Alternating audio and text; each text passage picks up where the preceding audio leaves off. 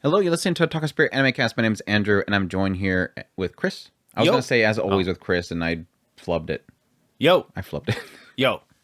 But yeah, we're from OtakuSpirit.com. That's where you can go for all of our links, social media links, ways to get a hold of us, ways to support us. We greatly appreciate everybody that supports the channel and all that we do here. But yes, today, I'm going to admit, I failed miserably at putting together an outline. So, what better way to fill that gap in is just talk about anime. That's what we normally do. So we are technically due to discuss spoilers. We did it a while back where we did like a spoiler talk where we just went through all the shows and just did full on spoilers and talked about how the show's going. It was a lot of fun. A lot of people enjoyed it, and so I want to do that again because you know how many people whenever we do our reviews and we don't talk spoilers, they get mad, and it's like, well, it's a review, not a spoiler. But yeah, I don't know how much you're keeping up. I'm actually doing pretty daggone good.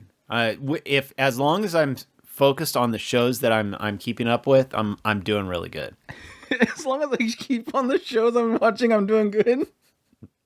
As long as I watch the shows, I'm doing pretty good.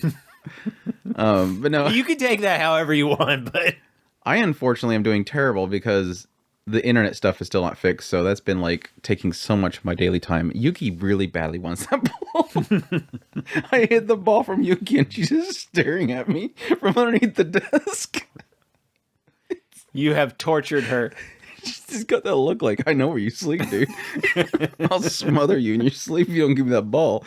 But no, yeah, the internet issues, and so I'm like, it's like it doesn't feel like it's been that long. It's honestly been open. It's going on 2 weeks now of issues, and just dealing with that whole thing. It's like, crap, I'm getting like 3 or plus episodes behind on so many shows right now. It's starting to bother me.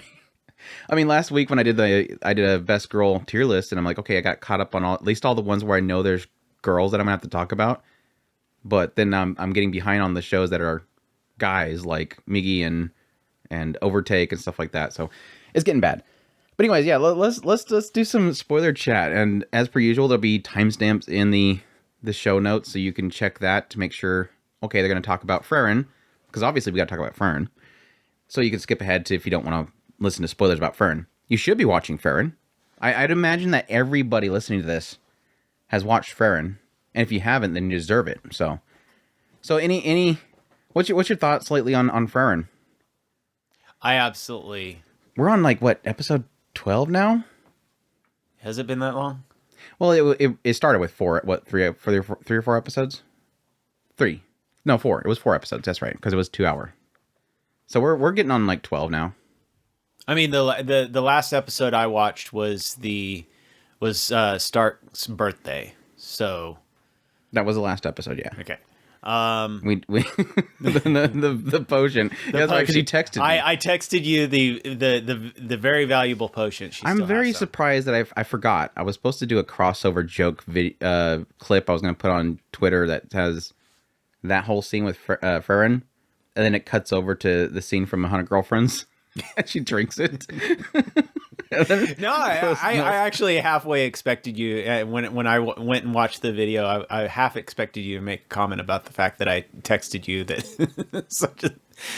because I did the video like an hour after the show came out. It's not like I'm gonna go back in time to say Chris did this on a text. I have a feeling that tonight Chris will text me. Yeah, I'm on cue with Frieren. Those videos have been doing good, and I've been enjoying doing them. So yeah, I absolutely loved it. The week after the Aura battle, I went to Andrew and I was like, you know, it's so funny because I found that to be both anticlimactic and super epic at the same time. There's just this, and even to this day, after having let it set in for a while, I really felt the build up, and it just felt so epic, and then it was just over, and it was it worked. I think it worked for me because I had this mindset of specifically that it's you assume that's how it's going to go. Yeah, and I think the greater thing about the whole situation is that it did something that I wasn't expecting because it goes in the realm.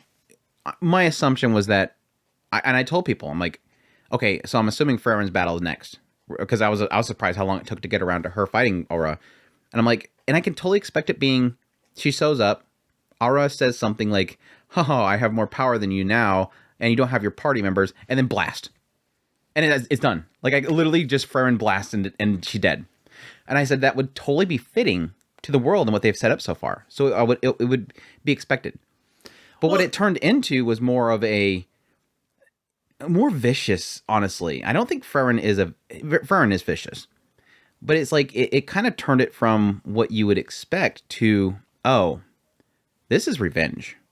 And more importantly, this is extermination in a heavier sense, because what Frieren does is essentially plays off of pride. Yeah. She doesn't just blast Aura. She lets Aura get overtaken by the thing that she has spent hundreds of years, which was 500, 600? Yeah, 500 years. 500 years, Aura has been building herself up, and they say that every demon has an ability that they master, and they focus on it. There was a string boy, there was Aura with the whole tilting scales. That is something she has spent 500 years perfecting, and Frieren, instead of blasting her and killing her, makes it use on her and makes it kill her. It's like it is and there's such an emphasis on pride with the demons that it makes sense that she would use that on her as almost like a smack in the face of her pride. Like, not am I just gonna kill you, I'm gonna make your ability you've been mastering kill you. It was great. And again, it was like that whole aspect of her walking away, kill yourself, was like, whoa, wow. It's like all the memes that came from that were just epic. The memes from Frieren have been epic. I don't usually like memes, but specifically the Aura memes have been fantastic. I've been loving them. Yeah, I've been through a lot of different shifts in the way the storytelling is, and I absolutely love it, how its brilliance in making you think that the writer is taking the story in one direction, and then you realize, oh no, we're actually going in this direction. I mean, at one point I even pointed out to Andrew that and he actually kind of popped up and said, yeah, I was kind of thinking that it was going to go in this discriminatory route of the demons are not actually all that bad, and then you realize that no, the writer is literally doubling down and going in this direction in it, and I thought it was brilliantly done. In particular in the fact of these demons are actually they say they want to talk, but no, demons only use talking to deceive humans, and they were actually the writers double downing on this and triple downing on it, and it's so brilliantly done. I absolutely love it. Constantly bringing back the old story, the story of Frieren's previous group, and bringing those into this last example of this last episode was brilliantly done with Stark, and how, although he believes that he has never been getting all these gifts, he turns around and realizes, oh, I've been getting presents my entire life from these people that I've always held very dear. So not only that, but it was a tradition to show that a warrior has been doing well. Like, they've been doing a good job, basically. And I thought that was all absolutely fantastically done. I absolutely commend the writer on this story. I have not felt in any way, shape, or form that anything has been left undone so far. I just think it's brilliant. I'm glad you brought it up. I've been debating doing a video on this, but it's kind of one of those things where it's like, I hate feeding into obvious trolls. But yeah, there is a discourse that I've been hearing lately about the idea that Frieren is discriminatory. And it's one of those frustrating things where the funniest thing that came of that is I seen somebody just post literally the clip of Lugner in that room with Linnea and Drott, and he literally says, Frieren knows us. She knows exactly what we are. We are monsters mimicking their speech in order to gain their trust. And it's literally one of those things where the author, again, to what we were talking about, could it go down that route? Yes, I could. I'm totally welcome to see that route of Frieren. We went into her backstory with that whole situation with Aura. Frieren lost her entire village of the demons. And additionally, Flamo wants to kill the demons. And it seems like, yeah, that technically opens up the door to being this idea that she has this prejudice and that she wants to wipe them all out. But again, going back to what Lugner literally says, she knows exactly what we are. What the writer has essentially gone far out of their way doing, not in a sense that it's cheesy or just overdone or overwrote. The writer has gone out of their way to say what essentially the demons are is think like a wild beast, a monster. They're literally monsters. Think of a wild beast that suddenly starts to mimic how we talk, to say mother. And then you go, okay, wow, it said mother, so obviously it's intelligent. We have to address if we're going to treat them as animals anymore. But then you find out that that's literally saying mama for the sole sake of killing you. Its whole purpose to learning your language is so that it could kill you. And in the end, it is a wild beast. It is not. They're not painting it as this is a race or something that should exist alongside humans. They're literally portraying it as all the demons do is master one ability and kill humans. That single track mind. They just want to kill all humans. And it turns it from a realm of it is literally a monster that is mimicking speech into an aspect of it cannot coexist, basically. And I think that's what they were kind of portraying with the whole thing with the village and how Himmel was that mindset of like, yeah, we should treat this as a thing that wants to live. And then it literally kills everybody. And it's like, okay, well, maybe not. That was a mistake that Himmel made. And so, yeah, it's like, I first and foremost, the comment saying that it is prejudice or whatever, it's like, you're either not watching the show or you're not paying attention or you're trying to make this into something it's not. But I see that it's not really technically even a conversation for the story itself. It doesn't make any sense to the story itself. It is applying real world scenarios, in my opinion, assumption here.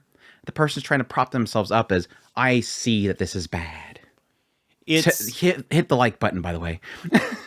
Right. Give me engagements, please. I'm doing a good thing. I'm making world peace by tweeting this. Hey, I'm going to preach about Frieren, and that will save the world. That'll save the world. I want my Nobel Peace Prize, please. I called out Frieren for her evil ways. It's even deeper than that. It's actually, if you want to get real technical, I absolutely love that you're mentioning effectively genocide and how that fits into this. But setting that aside for the moment. Yeah, that's a conversation for Attack on Titan people. Don't talk about Attack on Titan in that. That doesn't apply to Frieren. No, there is an argument to be made on that, and that there is it's something that people should actually really delve into in the instance of if there is a possibility of two things not being able to coexist, is it morally okay to destroy it? I mean, if you literally cannot coexist, is it okay? Because, for instance, yeah, say there is an insect that suddenly mankind, there's an insect that mankind has discovered. Yeah. And this insect, it releases a dandruff off of it or something, like a powder. And if a human inhales it, they will die in 2 hours. If that suddenly came to like knowledge of mankind and it was spreading, sure as heck we'd be taking it out quickly. That's sort of the same thing here. Just apply that the bugs, while they're releasing this powder, they're also trying to say, hello, come here, I want to hug you. It's even farther than that. There's an actual I actually read about it in a book, and it actually made me really think. It is two sentient beings that literally their existence literally are killing each other. So they literally cannot coexist. Is it okay? Because you have the moral quandary of two sentient beings. They can't communicate. They can't whatever. And that's the they're case of a saying, sentient being. huh? And that's the case of a sentient being. I don't necessarily think how they portrayed the demons in the show or the story that They're lacking empathy. They're sentient. They're sentient. Yeah, and that was actually empathy. going It's into really what a lot of empathy. And that was going into what I was going to talk about in the other side is where I think it's more interesting is actually the mother thing is not even the fact that it's they think it's making you stop hurting them, but it's actually invoking from the human side. Empathy. It's invoking empathy, and it's invoking like, the desire to protect. And so that's why maternal instincts, basically. Yeah, the maternal instinct, the paternal in the case of the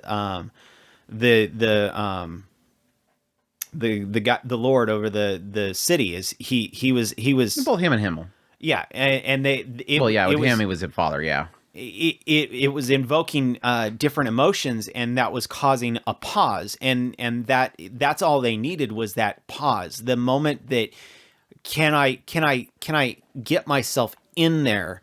And that's what they were trying for. And you find out that the demons were trying to infiltrate, and they were using the peace talks as a way to cause a takeover of that city. And they will let down the shield. Yeah. Yeah. So it's fascinating in that and he invokes father. He invokes What's a father? I don't know. I love that line so much because it shows how twisted it is. And I mean, yes, you could technically say that it's not. It doesn't seem as, and there's the question mark, really, honestly. So far, what we portray with Frieren is everything that she has killed, every demon that she has killed so far, has been killing many people.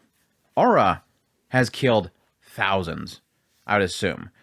I don't know if they ever said a number, but I mean, the field of the army suits by itself is... But it's like, in that sense, it's like, will there come a time where, yes, they're walking down the street and then Frieren sees a cute little demon running across the road and she just blasts it?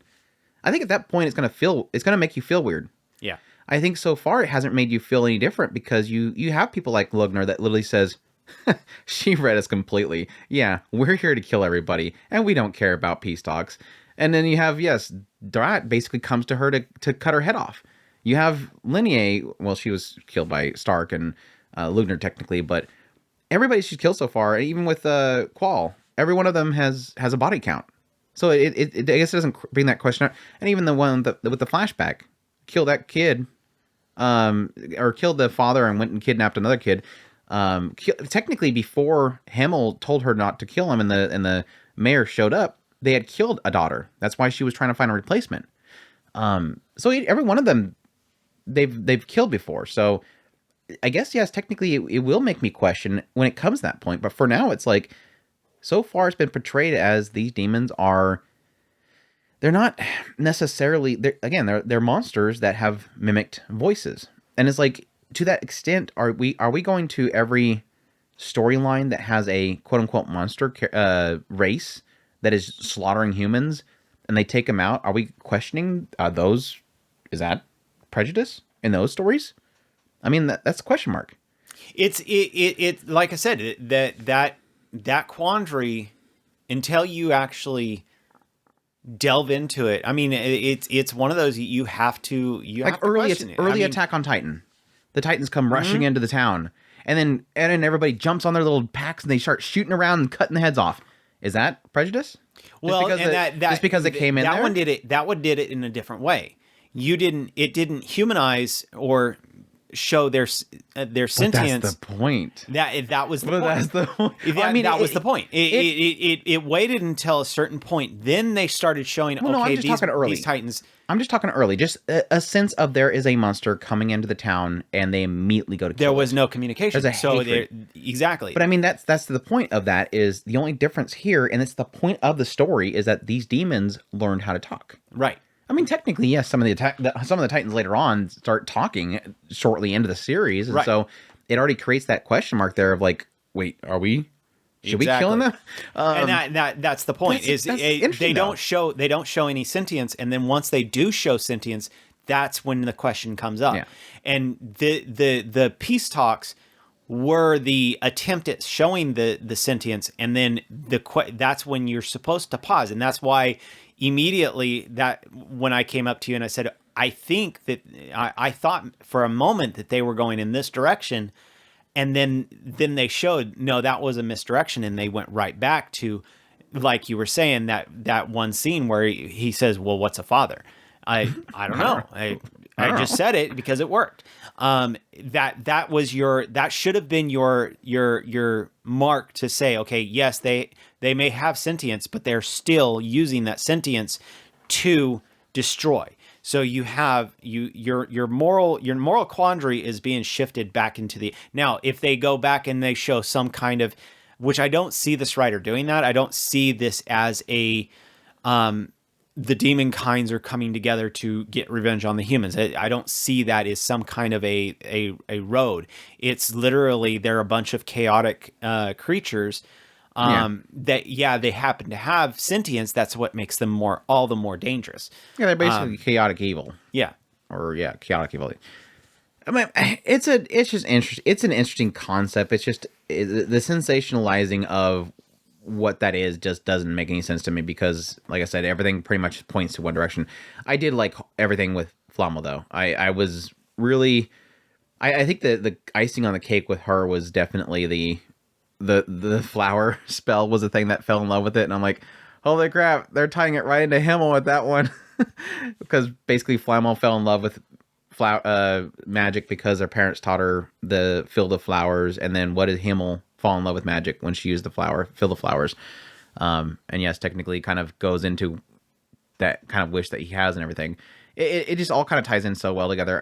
It's one of those series where, truth be told, early on I was already kind of sold on it because I love the style, the setup, and everything like that. I love the emotion at the beginning of it, that learning, I'm stuck on empathy word now, learning regrets, or learning about what you kind of missed and those regrets and everything she had. But I think over time I've been loving how well everything feels so well tied in together and wrote. Like, I could have never imagined they were going to have this whole thing where, yes, she's technically hiding her magic or whatever, and how that's the same with Fern. Now, granted, when that episode started out and Lugner said, you're a disgrace to mages, and then Fern blasts him, and then we find out later it's because Fern has been hiding her mana, her aura, her mana pool that you can see. But what that kind of opened up was like, holy crap, I'm like very curious now.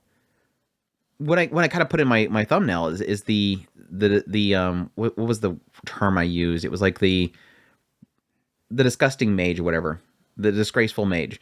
This idea that there's like almost a sense of what they feel is proper or not proper as a mage. Like Flamo says, literally, I will become, you and me will become like the most disgraceful mages ever just to kill them. We will do this thing that you don't do. And I'm like, so is there, I mean, they technically implied on this idea that she has to get this, this certification or whatever, that she's like this A class or S rank mage just so they can get this area. And I'm like, so is there like a possibility that the way that Frieren uses magic is seen as like wrong, and they would see her as disgraceful? Like, I understand why Lugner and all them see it as disgraceful, because they're prideful and they think they know the system and that you have to follow these rules. And they've been building up their magic, their particular skill for so long, and they have this pride in it. There's a massive amount of pride that comes with the demons. But is that I'm wondering if that applies to humans too, or other races. Well, that would make it more amusing in the aspect of, because that could be very well be true. I was thinking more, going off of what you were saying, is I wonder if how Frieren keeps mentioning that all the books that are Flamos or whatever, all of her books are fake. Yeah. I wonder if she's saying that so that they don't believe that her books are real, and in all actuality her books are actually real, and that she's just saying the way she's doing it improperly, and so nobody can kind of decipher it because they don't understand how she's thinking, and so she says that they're fake, but in all actuality they're real. Does that make sense? The question mark I really had around that whole thing is like, why is there this expectation that she's gone around and have been dropping grimoires everywhere? Like, are we? They didn't imply that Flammel lived for a long time. No. Like when she started training Frieren, she was like 20, and then cut forward. What was it, 50 years? And she shows back up and says it's only been a mere 50 years. And then she says, she gives the request to put the flowers out in front of her grave. And I'm like, so it's not as if she's lived thousands of years and traveled everywhere to drop off grimoires everywhere. Right. So I'm curious as why there's this expectation that there's grimoires everywhere that Flammel made. And yeah, it kind of makes me wonder if when Frieren's picking up all these grimoires, she's burning them because they're obviously fake, because she didn't make those grimoires. But why is she looking for them? Why is she hunting them down? Is she trying to delete that? Which technically would go to the point of, now I don't know how it would apply to Flammel, but technically Frieren was supposed to be isolated. I love they got that. I love they got, again, this whole thing is like all these complaints that people had in early episodes, and I'm like, oh, look at there, it explains it. She doesn't know how to act around people, and she was so disconnected from the party because that's what Flammel told her to do. She told her, don't make a name for yourself. Don't meet people. Be isolated so that nobody will know who you are until the moment you walk in front of that demon lord and he goes, who are you? Blast. Which just, yes, technically, especially with this recent episode, made me wonder if it was all Frieren. I was half expecting her to reach over there and grab that sword. I really was. Yeah, Stark I was expecting. Well, I assumed, Stark too. I thought about Stark as well. See, I assumed that Hamill returned it at some point, and that was why it was there. But yeah, it is that idea of like, yes, technically, Hamill, at least a few shots that we've gotten, looks like he's powerful, but I do kind of wonder if Hamill isn't technically the hero. That Frieren is the one that destroyed the Demon Lord. And I think that's what we're going to get revealed eventually, is that Hamill and them were there. They probably obviously helped. But I think it was Frieren and her the fact that she probably went in there and that Demon Lord said, who are you people? And then they started fighting and he's like, you guys are so weak. And then Frieren blasted. And he's like, what? Where'd that come from? You didn't look like you had that power. What the heck? But I'm very fascinated by, I love the history of Himmel. Did you like that with, why Himmel became the hero? Yeah. It's literally a hater making fun of him. He became the hero. He said, you fake hero with your fake sword. He's like, well, I figured I'll become a hero. And still becomes a fake hero because he couldn't pull a sword. But yeah, I kind of expected that there was a possibility that Stark would go over there and grab it, or at least touch it and see if it worked. But I don't know how the barrier thing works, if it blocks them as well. That would have been funny if he just walks up and he's carrying both his axe and the sword in his hand, and Frieren's like, put that back. No, it would be Fern that would say, put that back. Yeah. Put that back where you found it. What the Fern heck is so... I love Fern. Fern is so just fun. Absolutely perfect. Their chemistry, like the characters, that three group, the writer nailed the chemistry. Like I was half expecting them to include the stupid elf mage. I was half expecting it. The monk? Yeah, the elf monk. Yeah, he was a nice little addition to it. I really loved him kind of. But again, it's kind of one of those things where I think he just did a good job of kind of showing the spiritual side of everything. And then just, that was it. Like, he did his part. I mean, if I was going to make an argument, like I said, I would say Linnea should have joined the party. But no, if I make my argument, it would be the chief of the village of the sword protectors, because it's literally Roxy Seiyu. Like, how dare you drop a Roxy Seiyu here out of nowhere? She was absolutely perfect as well. 50 years. I've been very patient. So my grandma said. Yeah, I was like, are we doing like a halfling or something like that? I thought she was a halfling.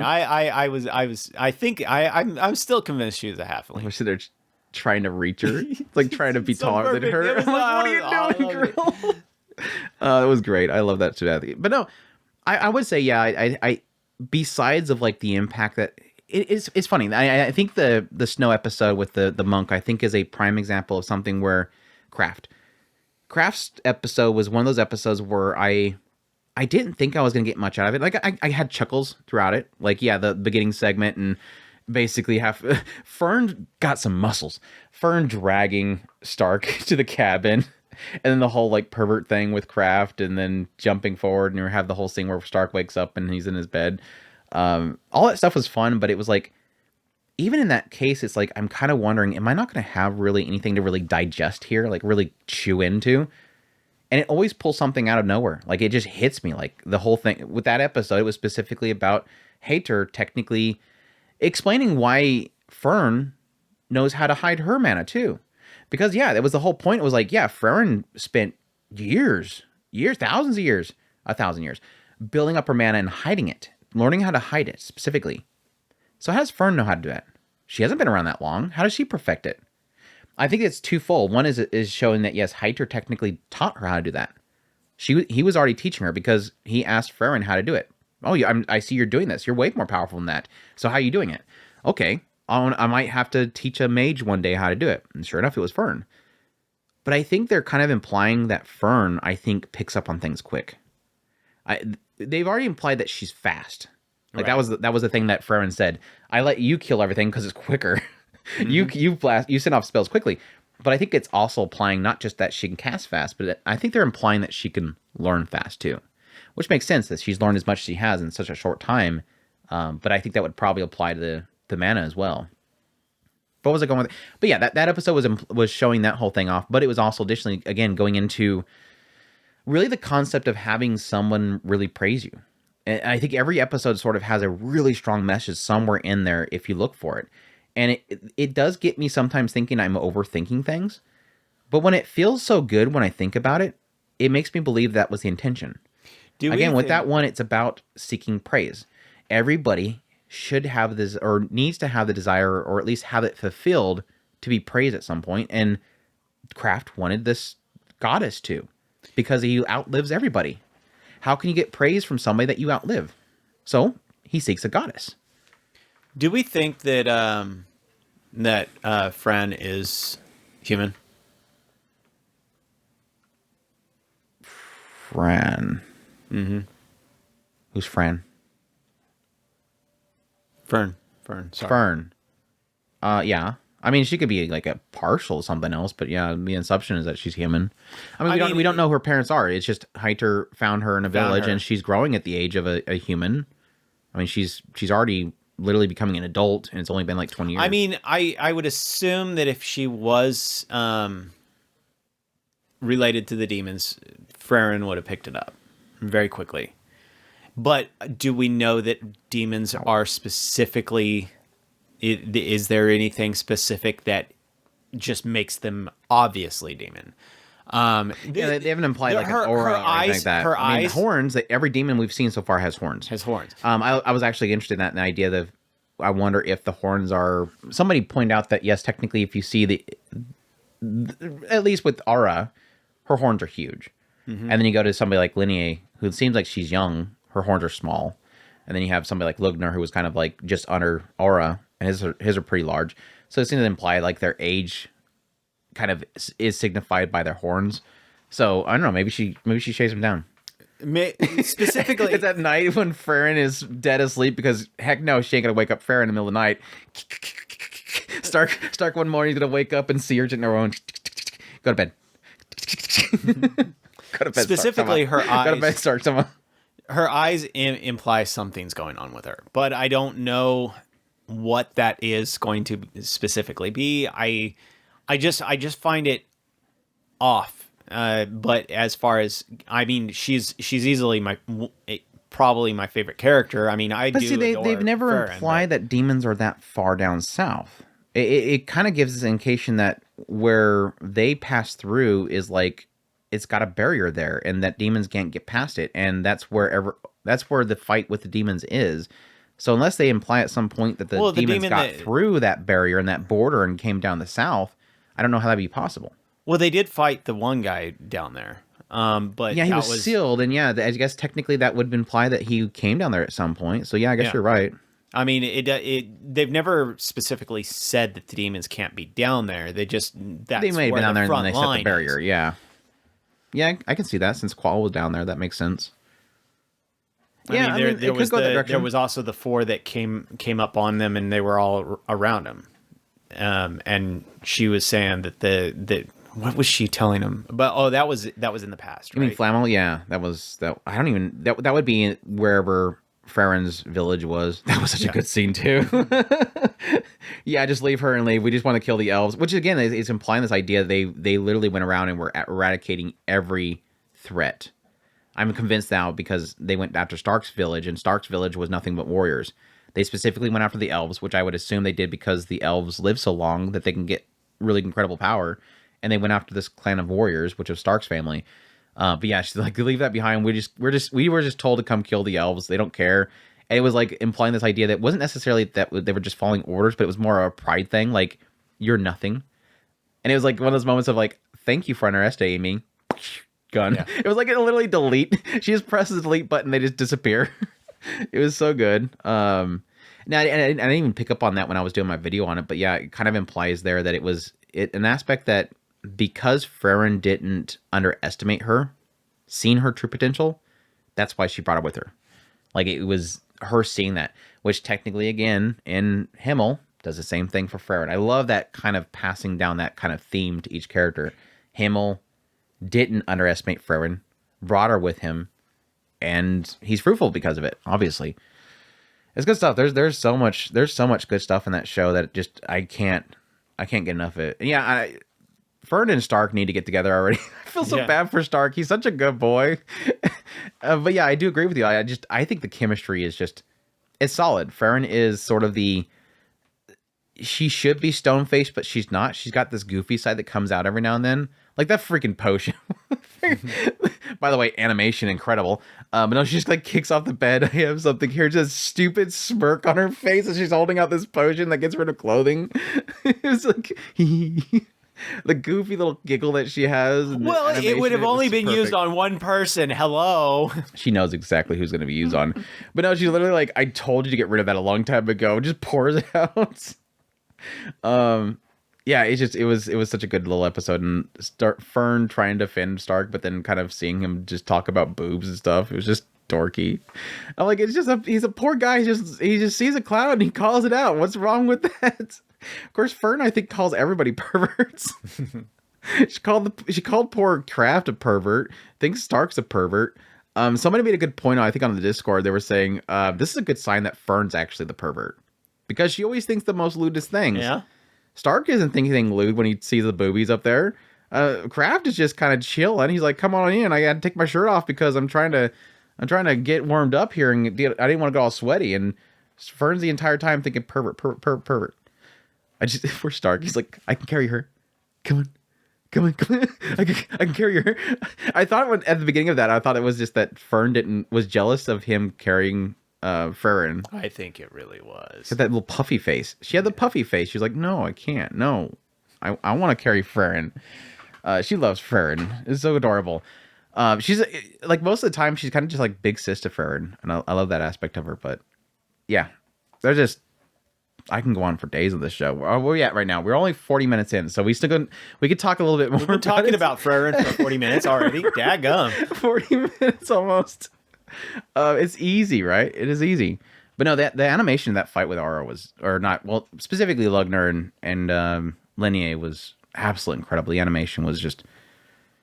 I can't really remember the last time I seen a anime mage battle that looked that good. Like, it was just crisp. It wasn't just a lot of like squiggly lines flying through the air and whatnot. It was just her walking, and she's just like shooting things as she's walking, and it's the pans from behind her towards the ground. I was like, oh god, it's such a good shot. It was just yeah, gush. Yeah. And then yes, Linnea and him was her combat skill, and of course it's cute lolly girl with a big gigantic axe. Of course I'm gonna like it. I'm gonna hold my tongue on that one because I did like it, but then it ended disappointingly. That's true. Stark should have died, apparently, according to Chris. Obviously. No, they need to end it with the romance route, obviously. No, that's like they said when that first episode had happened, it was like there was obviously outrage. And yes, people were more mad about Aura dying. I'm not gonna deny I would have liked Aura to stay too, so yeah, just dominate her and just have her fall around. You'd be more of an asset if I control you for the rest of your life, basically. But no, there's a question mark. They did imply the idea that you can overcome it by sheer will, and it kind of implied the idea that the guy's son possibly was able to get past it, but then she punishes him in return for that. And so I was wondering, like, yeah, technically, if she did dominate Aura and then told her to follow her and be her puppet, would Aura know how to do that? I mean, she's observed it plenty of times. Would she have the sheer willpower to be able to break it? It's a good question mark. But yeah, I was on the idea of like, because she beats Linnea, she starts falling. If it was any other anime, you would have Linnea in the background constantly digging through the bushes and constantly watching Stark because Stark showed her something new. Is that whole idea of like he did something that she didn't know before, which is that was that lightning strike, and so she was not ready for it, and so she wouldn't follow him around. Doki doki. And every time he shows her, she's like pokes her head out and she's a little horn sticking out and you see a little heart in her eyes. And then Aura's sitting next to her going, "That stupid Frieren, I'm gonna get her next time." And they become Team Rocket. Any other anime, they become like this comedy relief in the background, following around. Tell me you're caught up on Apothecary Diaries. Probably. Spoilers for Apothecary Diaries. We're finally transitioning after 41 minutes of the podcast. What's your overall thoughts? Spoiler open. Finally, you're free to talk. So did you get my? I think I talked about it in a recent video. What do you think of my theories? Have you watched my recent videos? I believe so. What do you think about my theory about Jinshi? What about him? That he's the prince's younger brother. He's not a eunuch. I think Jinshi's actually got his thing down there, and he's actually just working for the. Because they at the party, they said the young prince was very ill. The younger brother was very ill all the time, and that he barely ever comes out. And he came out at some point, but then he left shortly after. And then Jinshi comes showing up, and he's looking a little worked down. And I can assume that he was just looked that way because she said that his collar was disheveled, and she assumed that he went off and get kissy with somebody. But he could because he changed his clothes. He was dressed up as the young prince, changed his clothes, and came back to the party. But yeah, they imply the idea that he's special to the emperor. They, again, that whole statement that he just left and he's very ill, barely anybody's seen him.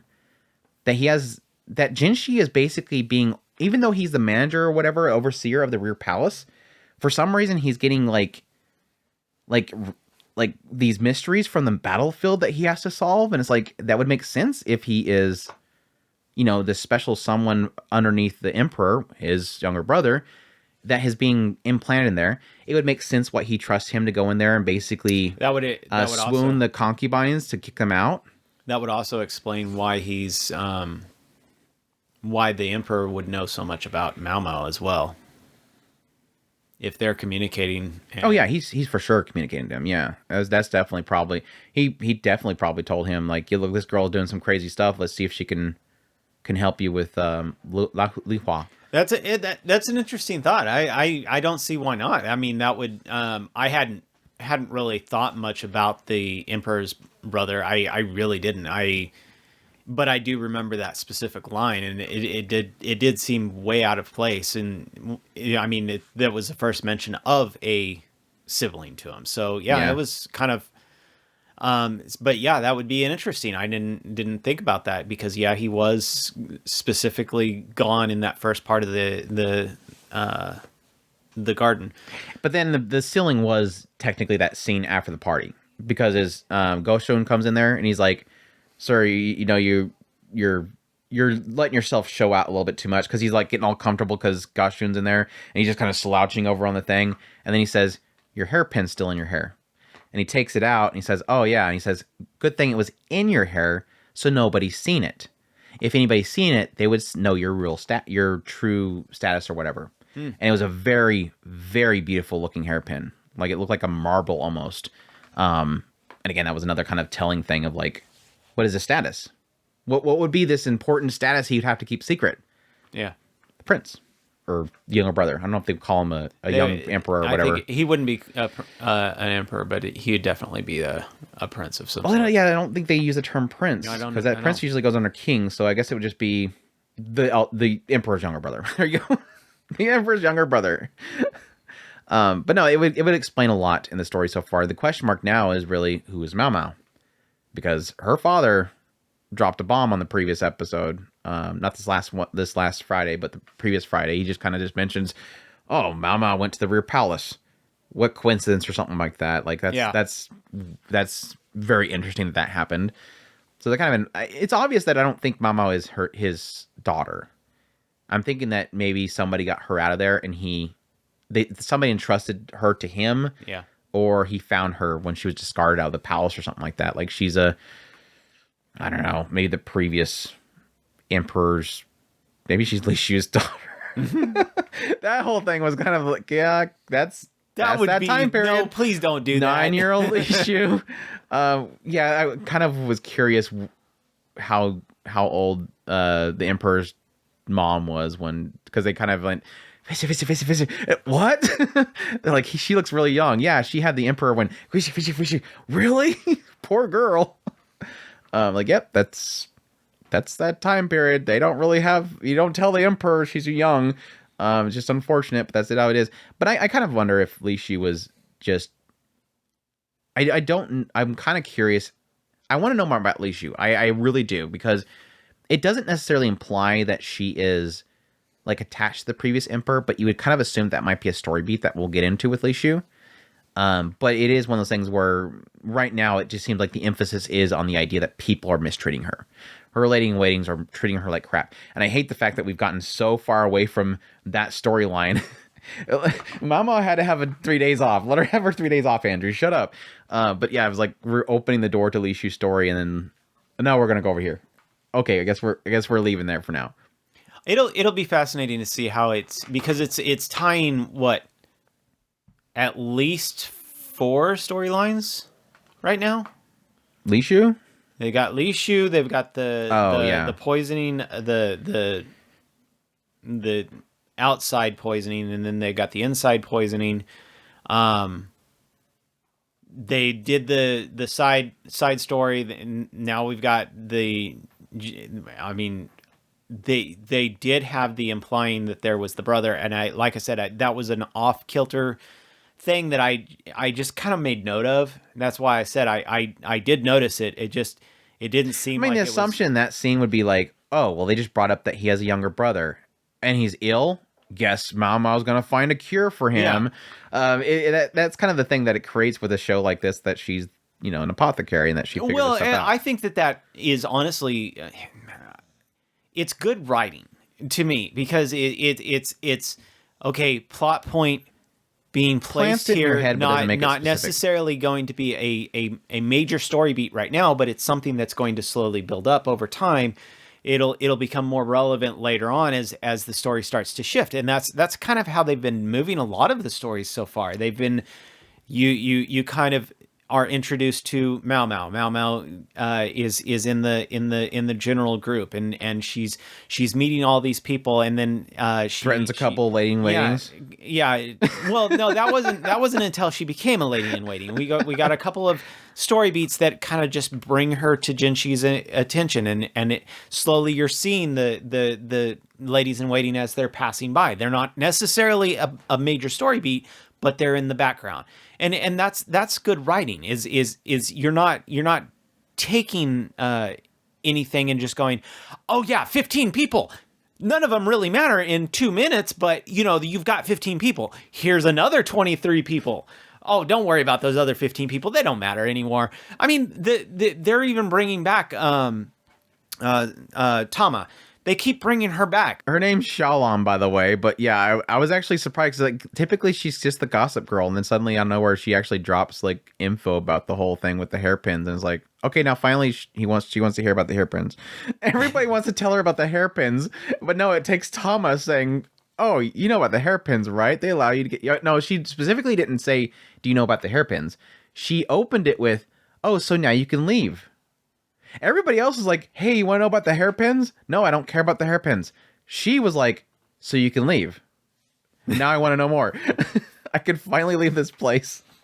And I absolutely do get a kick out of like her main concubine that she keeps that she's a lady in waiting. Yoko is amazing. Yeah, I absolutely love her outside the fact that door. She's sitting back there and she is just. she knows what the hairpins are, and she's just having a blast with Mao Mao not knowing what. I don't know what the hairpins are, but I'm like, I don't care. I just love the fact that Mao Mao doesn't know, and everybody else seems to be in on this big secret, and they're all having a blast laughing at Mao Mao not knowing whatever this big secret is that the hairpins are representing. Yeah, she specifically says that she just can't wait to see what Jinshi does. Like, she just can't wait to see Jinshi's face when he finds out that she's going out on technically a date with Lihaku. And then it turns out that whole thing where she implies that, well, I didn't have anything to give you. And he's like, well, what did you give to Lihaku? Oh, I gave him a fantastic night. I worked really hard on it. I think he was really pleased with it.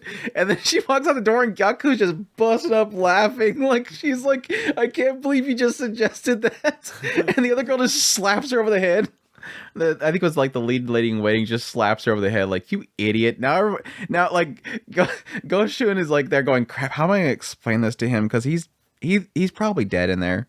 He's just standing there like just frozen. You just broke him. She's like, oh, she's just cleaning the floor. Like, oh, I'll be right back. All right, I'm out of here. Peace. It's so good. I think Jinshi is creepy. I find him creepy. Like, it's like one of those rare cases.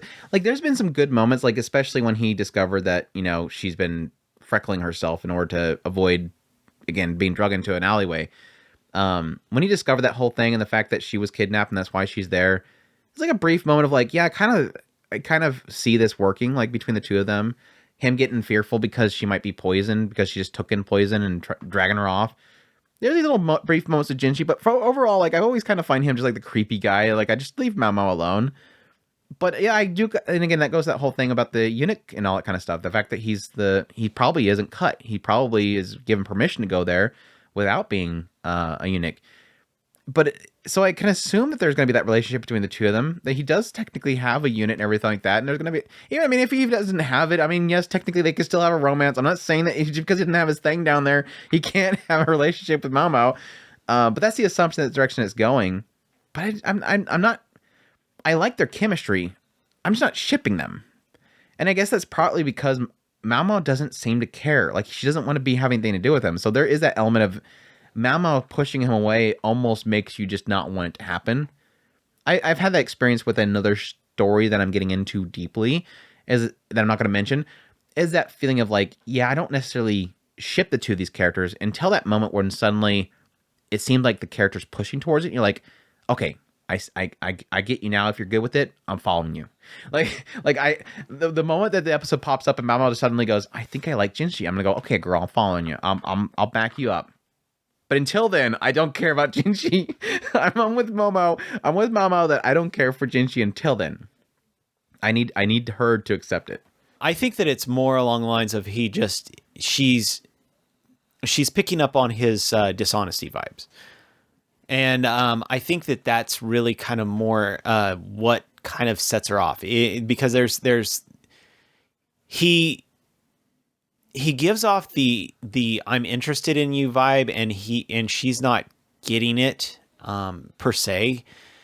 And every time there is the aspect that she's technically seeing him going around swooning everybody. So yeah, there is an element there of like, yeah, not me. Yeah, that doesn't work on me. So it's while all the girls on the balcony are falling off the balcony over him, she's just like, okay, please don't. Yeah, she's more interested in what tickles her mind and her tongue. Yeah, and that poisons. That yeah, poisons. Dang, girl, get super into that.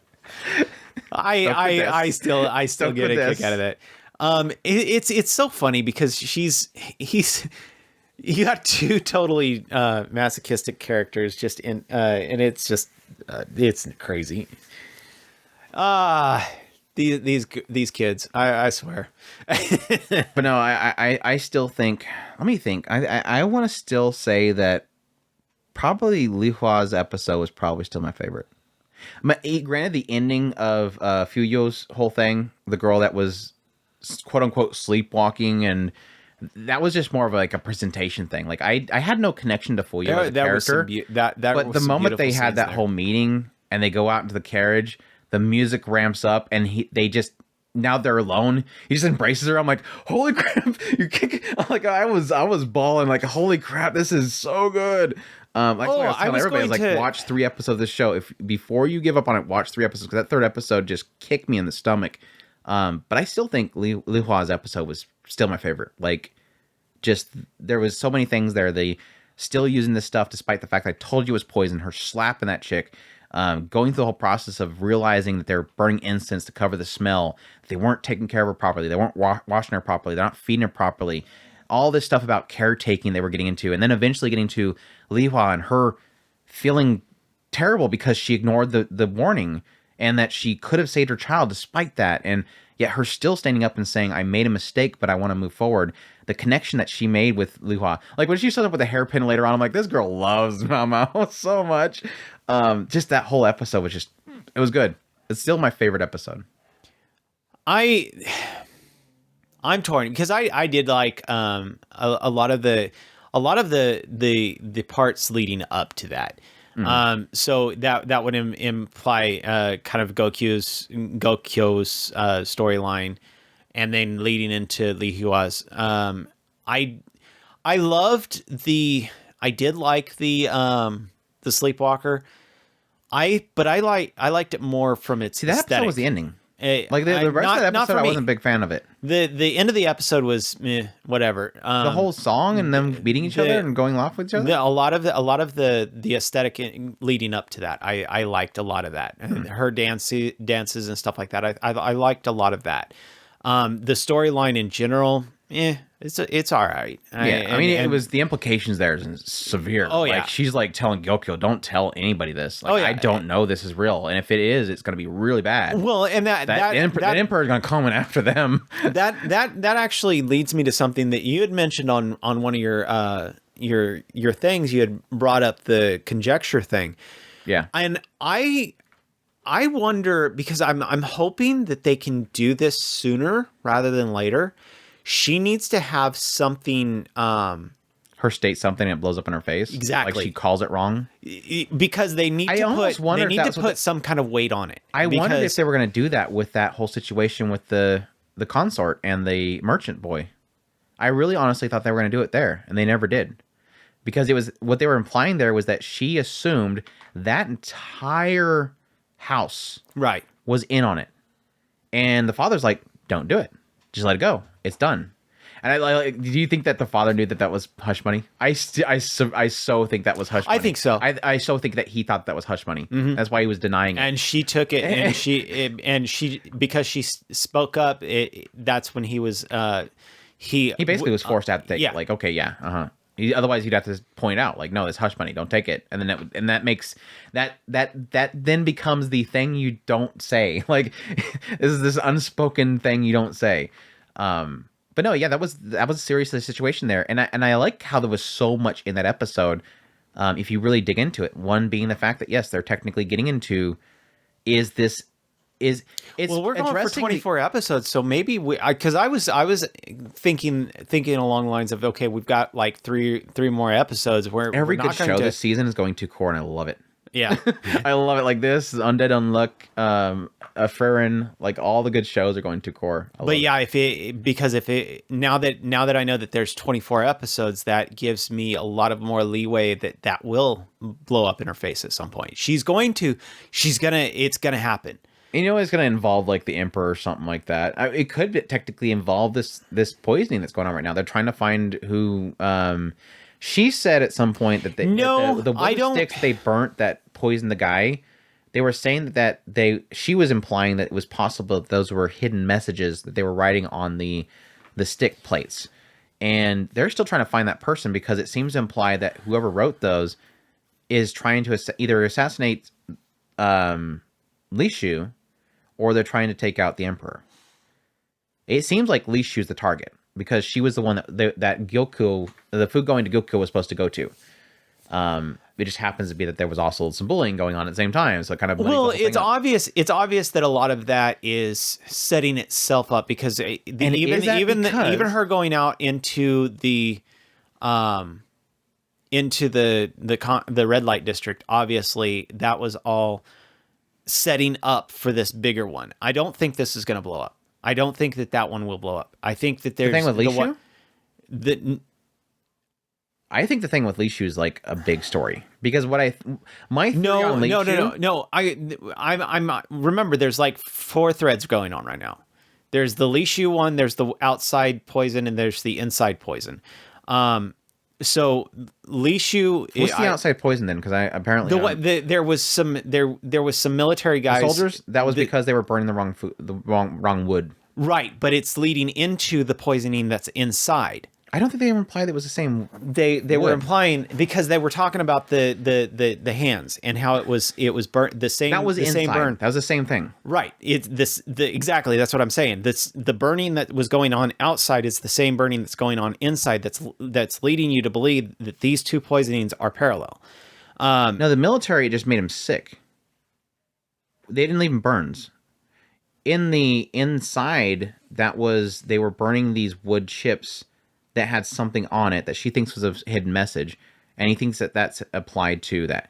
It could be, but from what I gathered, no, that the whole thing with the military was a completely separate thing. It was just that it was making him sick, and they thought the villagers were trying to make him sick, but no, they just burned the wrong wood, and that was what she basically pointed out, and that's why he thanked her. He's like, "Thank you for pointing that out," because they were about to kill all the villagers because they assumed the villagers were poisoning them, but no, it's just the soldiers. They burnt the wrong stuff.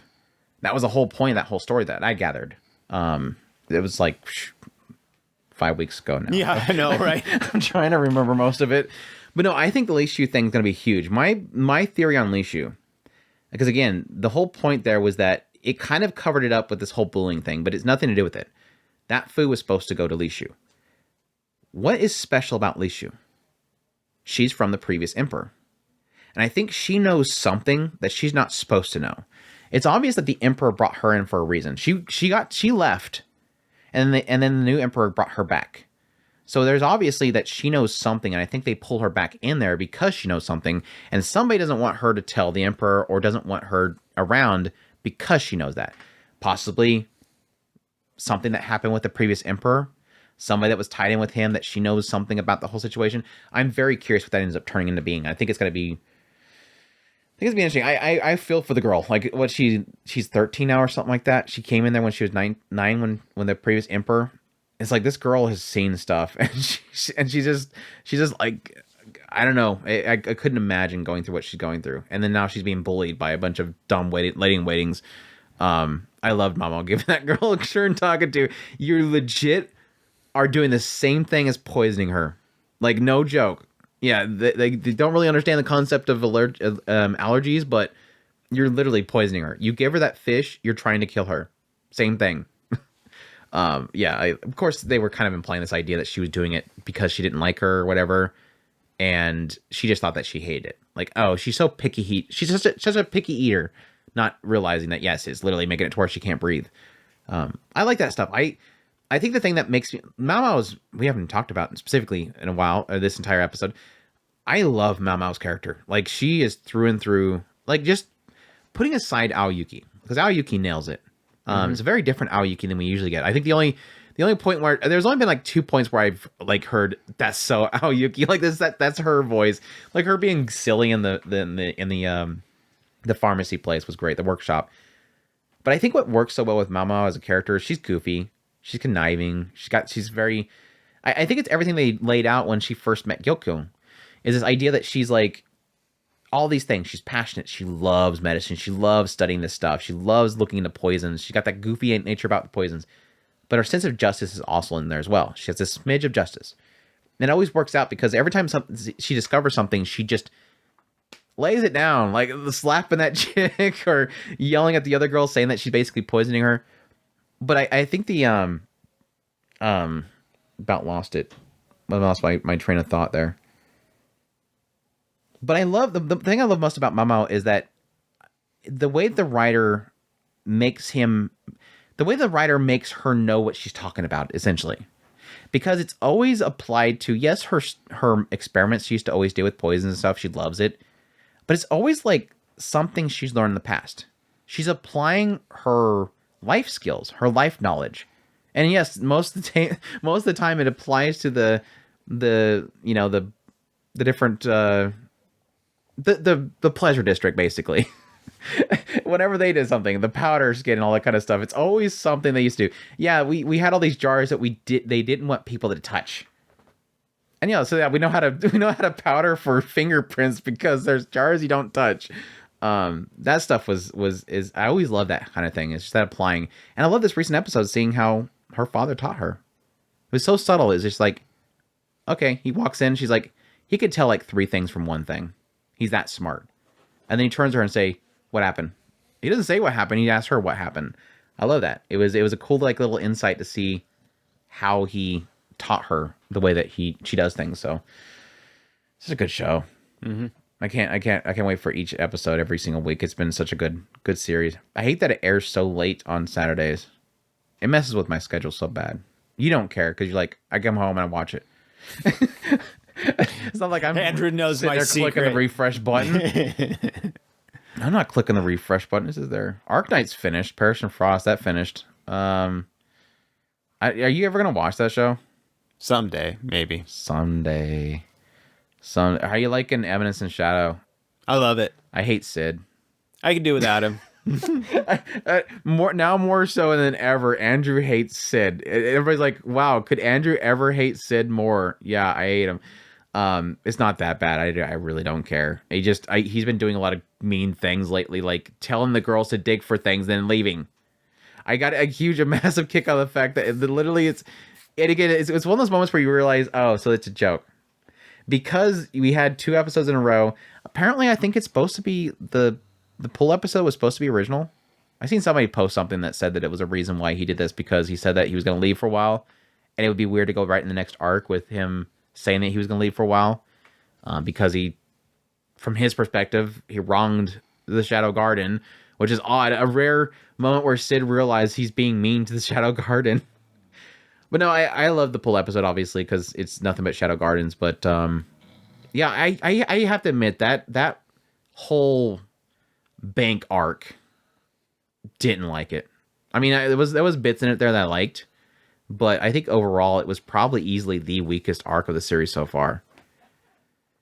I mean, even the first arc, I really liked Mary and Elizabeth and seeing Aurora come back and all that kind of stuff. That was a good arc with the blood moon and all that kind of stuff. But this whole bank arc, I didn't mind it. It just, in some ways it felt a little bit.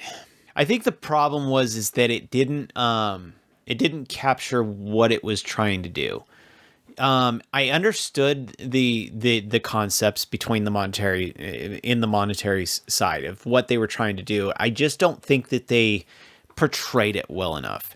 Well, the problem is that it does all that build up just to find out that everybody still accepts the bill. Like, you literally had an entire bank collapse. One of 2 banks has collapsed. And then everybody goes to one of the banks and says, hey, I want to exchange my bills for my currency back. And because they have a wall of coins behind them, everybody's like, okay, cool, I'll keep my bills. No, people be like, give me my coins. Like, an entire bank crashed. Just because you have a wall of coins there doesn't mean I'm suddenly going to not want to do that. That's the part that didn't make sense about that whole story. Is it suddenly was like, but it didn't matter anymore. Because there is the upside of the whole thing where it's literally that, in a sense, Shadow Garden went up Shadow for once. And it wasn't that they went out of their way to do it. It's just that they cracked a code in this piece of paper they gave them. They literally learned how to read Japanese to find out that in his notes, he was pointing out where the money was. And they thought that meant that they were supposed to go get the money. And so when he went to go get his money, it was gone. Oh. And so he thinks the other guys stole it. And so that's why he was ticked off and punched him to death in front of his old girlfriend or his old wife, which that's a whole dark thing in itself. But yeah, it was like, I kind of got a kick out of the fact that I'm like, they technically one-upped him, but they didn't do it intentionally. He thinks that he got one-upped. They think that they got basically handed a bone by him, like usual. Sasuga, Shadow. He was always looking after us, even though he was being a dick the whole time.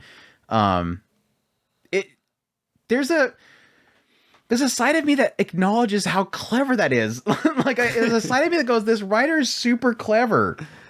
That's what I love about, and that's what I keep pointing out. I do love the fact that his delusions are coming true. I still love that, and that and misunderstandings between the two of them. Yeah, it's always, that has always been the thing that I absolutely love about the show, and I will keep harping on it over and over and over again.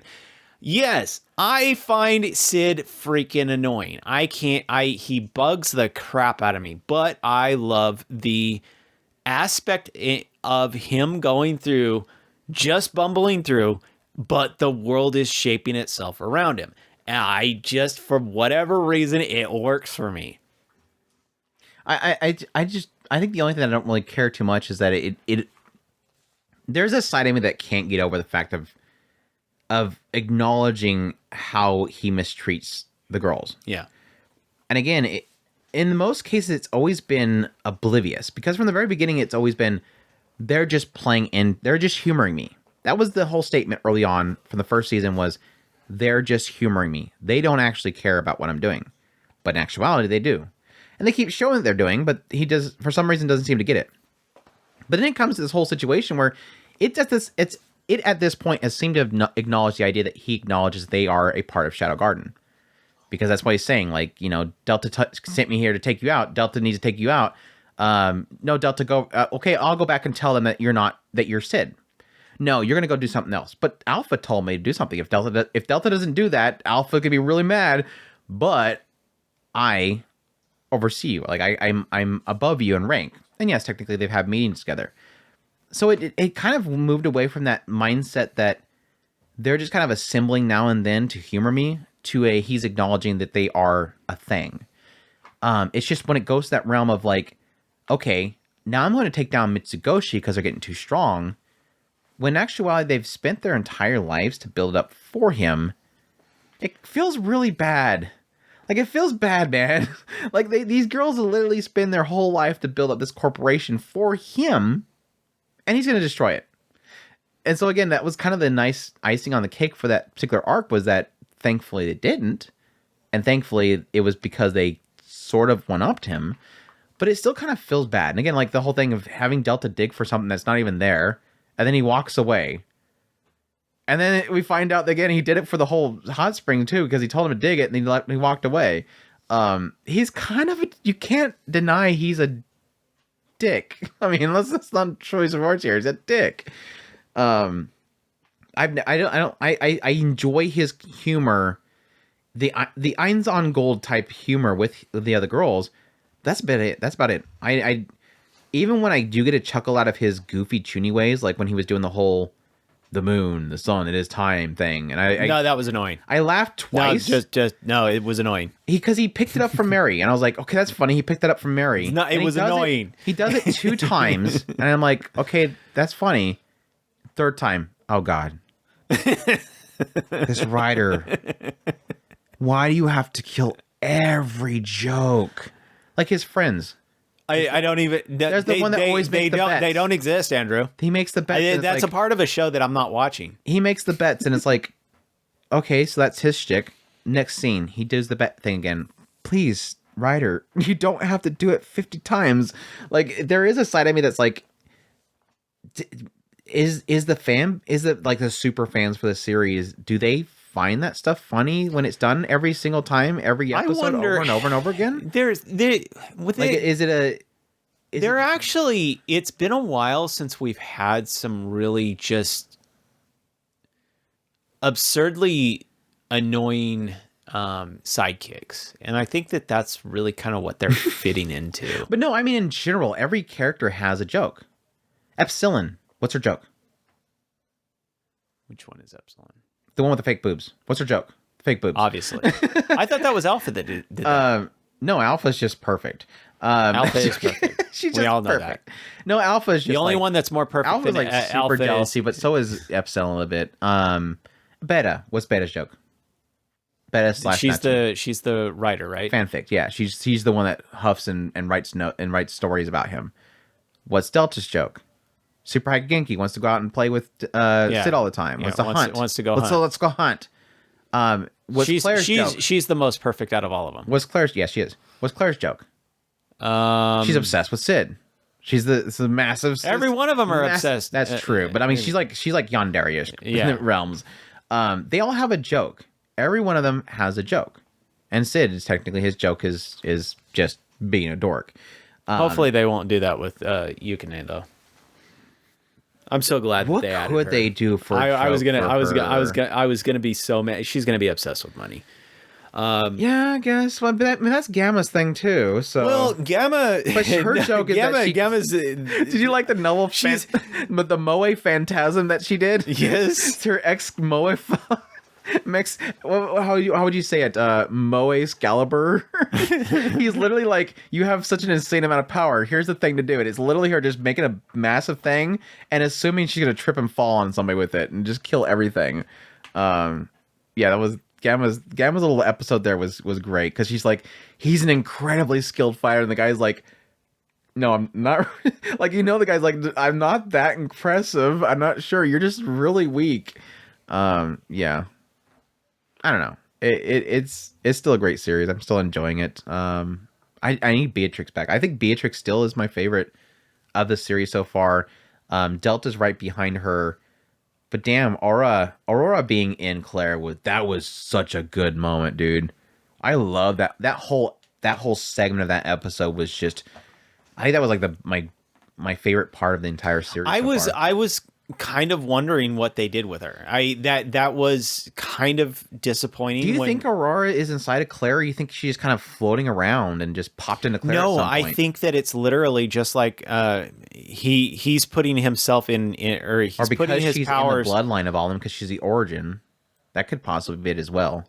That's possible. She's the original, unless that she is his power. He just didn't know it. And now that they have actually met each other, she kind of incorporated herself into the power. But that's just a throwing it out into the wind. I don't know. Because she said something to the effect that she was supposed to be there for her because he obviously sealed away her power and kept it from going crazy, and that she's supposed to be there in order to sort of give her a stopgap, essentially. Like, you're not ready for this power or whatever. I'm here to kind of fix it. It was kind of odd that it sort of implied this idea that she was sent there or something like that, or part of Shadow's plan. I don't think she really implied that it was Shadow's idea that she's there. Don't get me wrong. But she obviously knows a lot about them too. Mm-hmm. I mean, it's obvious she could be reading her memories. Like, she pops into Claire and goes, "All right, let me see. Yeah, back here. That's when he fixed you." Doesn't say Sid. That's when he fixed you, and all that kind of stuff. So, but no, that was a great scene. But yeah, it's a little bit too tight. Like, dang, Aura. But yeah, I do.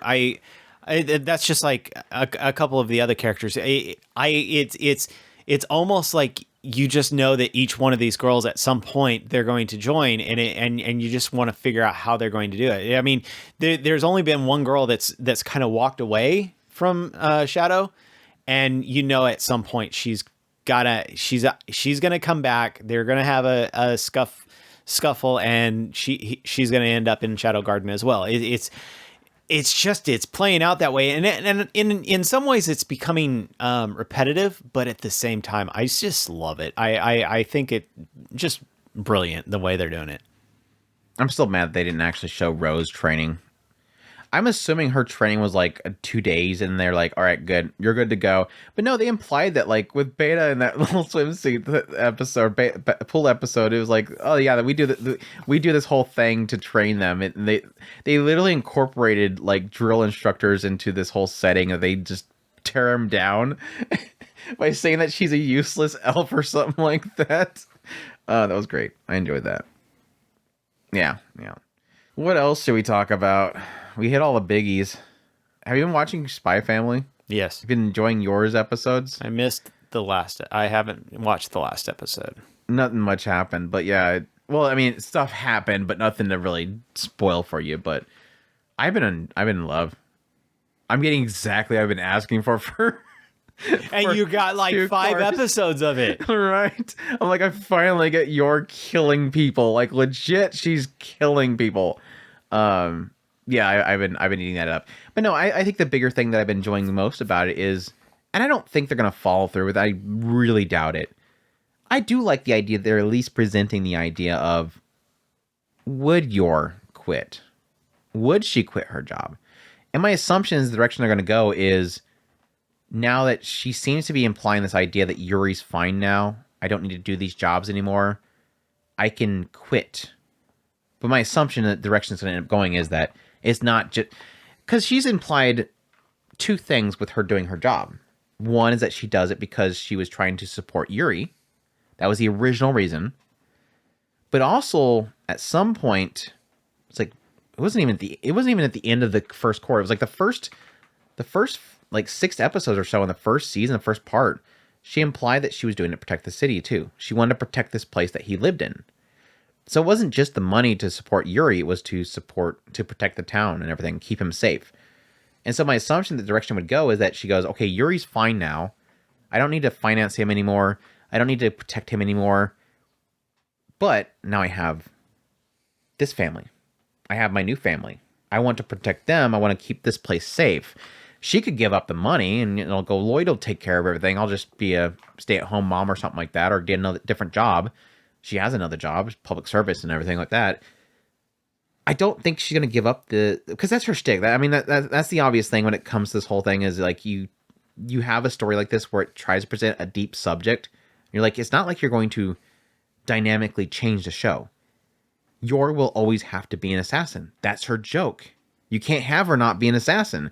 That would be like suddenly, what if one episode opens up and it's like there's like this secret gas that when it releases, it removes certain connections that could be special for somebody, and it so happens to get rid of Anya's ability to read people's minds.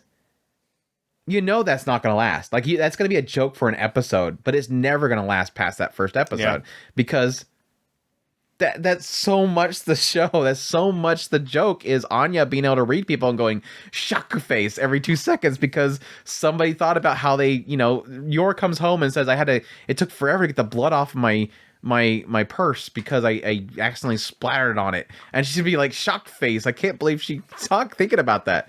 That is the thing. Like Lloyd can't stop being a spy. But there's a side of me that kind of goes, wouldn't it be so ballsy if the writer just goes, yeah, Yor gives up. Doesn't want to be an assassin anymore. Bam. That's it. Doubt it. Doubt it, but it would be an interesting turn for it. So I like that she's questioning it. Again, it's kind of in the mix of the jokes and everything. I like the question of, do I want to continue? Because that was the whole thing with this whole story arc is I wish I could be with them and enjoy this vacation. Be a family and just enjoy time. But no, I'm busy guarding her and fighting off people left and right, putting myself in danger, getting beat up to return back to them and everything like that. So I don't know. It's been solid. I have enjoyed Anya trying to protect Yor's mission. Just doesn't want him to go. What? You're an assassin? We have to get divorced. Let's give Anya back to them. It's always like the most stupid, like, internal dialogue that she has between them. It's just like, oh my gosh, you like bananas? We cannot be husband and wife anymore. Get rid of Anya. And then Yor's going, no. It's like the most child. It's like a child's interpretation of a parental conversation that does not work out. Yeah, I'm actually very surprised how long they've been giving to this particular segment. And I know this is exactly what everybody... When I spent my episode by episode of impressions on the first season, at least, I haven't really been doing it for the second season, surprisingly, because of how much I wanted this whole thing. People kept saying, there's a arc, don't worry. Yor will get her moment. This is apparently it. Have you been keeping up on Undead Unluck? You said that you didn't watch... I'm about 3 episodes behind. The last Did you get to one... spoil? Huh? Did you get to spoil? Yes. Just the first episode of spoil? Yes, I'm assuming. Ah. They went into the town. You got the zombie teacher? No zombie He had to take her to the altar. Yes. Yeah, that's the zombie teacher. Sorry. Oh, okay. Sorry. I'm jumping ahead. Dude, I don't remember what was in reference of, but the other day I wanted to say unlock something. I'm doing it right there. This show, I hate this show. I can't even say unlock anymore because my brain is telling me, don't forget to say unluck. That's how bad this is getting. That I can't stand this title. And I finally got myself Almost to say 8.0 unluck. on Mal. Wow. I'm impressed.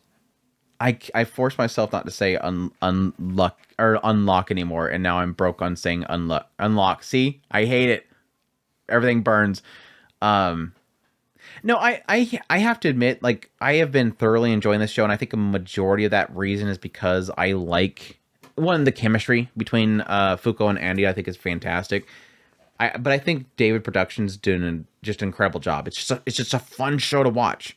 The expressions of the characters, the chemistry goes along with it, and the fun of it.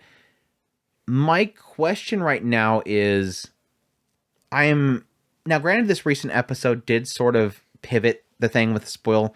I started getting sick of the spoil arc, to be fair. Like, I want to say it was almost 3 episodes just fighting spoil. And I wasn't finding it.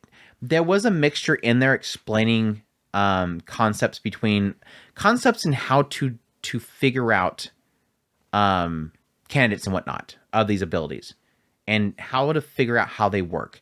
How, like, some abilities are radius based, some are touch based, that kind of stuff. They're starting getting that kind of stuff. But the fight with Spoil himself, I started to get frustrated with over time. And it's not that I was like, I hated it by the second episode. It was just one of those ones where, like, I felt like we're going a little bit too long. Now, my biggest concern that I'm having, and putting aside what they've just recently got into at the end of this recent episode, what I won't get into for Chris's sake, I'm more curious as to, I guess, they're doing so well, which I guess is credit to the writer, that I don't specifically care unless you think it's something that I'm It has to do with Andy took the thing out, and I'm guessing he took it out for too long. So his old self doesn't want to go back, basically, and he's really powerful. So that 100 years that he has tapped up in here, I guess, doesn't want to go back into sleeping or whatever. So I'm not sure. They haven't really implied that he take it out too long, but he did tell what's his face, you need to take me down.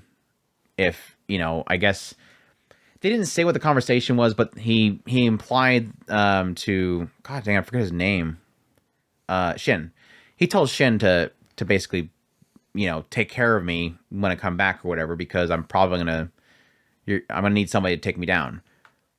And he's super incredibly strong. Like, he's super quick at all that kind of stuff. Really skilled. Like, he'll just shoot a finger at somebody and just off himself so that he can pop over in the other locations. Very, very, very Ajin-like. Send another part of himself, splitting himself into multiple selves so that he can attack somebody from, like, 3 different forms. He's really good.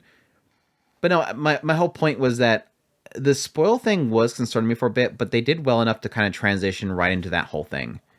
And it really begs the bigger question of is who Andy is. And I think that's probably going to be the more intriguing thing going forward.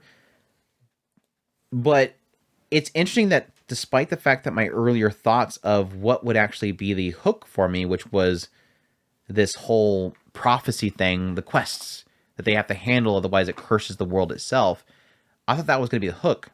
And I'm hoping that since they've they stepped away from that for so long enough that they're kind of transitioning to talking about Andy, that's going to be hopefully a more interesting storyline to get into. I have no idea what direction they can go with that, other than him possibly being tied in with the book itself and the very origins of the whole thing. Like, that this book was this artifact they found, this first artifact. Is it possible that he was around during that time? It's obvious that he's been around for a long freaking time. I don't think they've actually said how long he's been around, other than the fact that he has 100 years that he's tapped away, and that he's possibly been living longer than that. So it's been a lot of fun, though. I enjoyed it. The zombie teacher was great.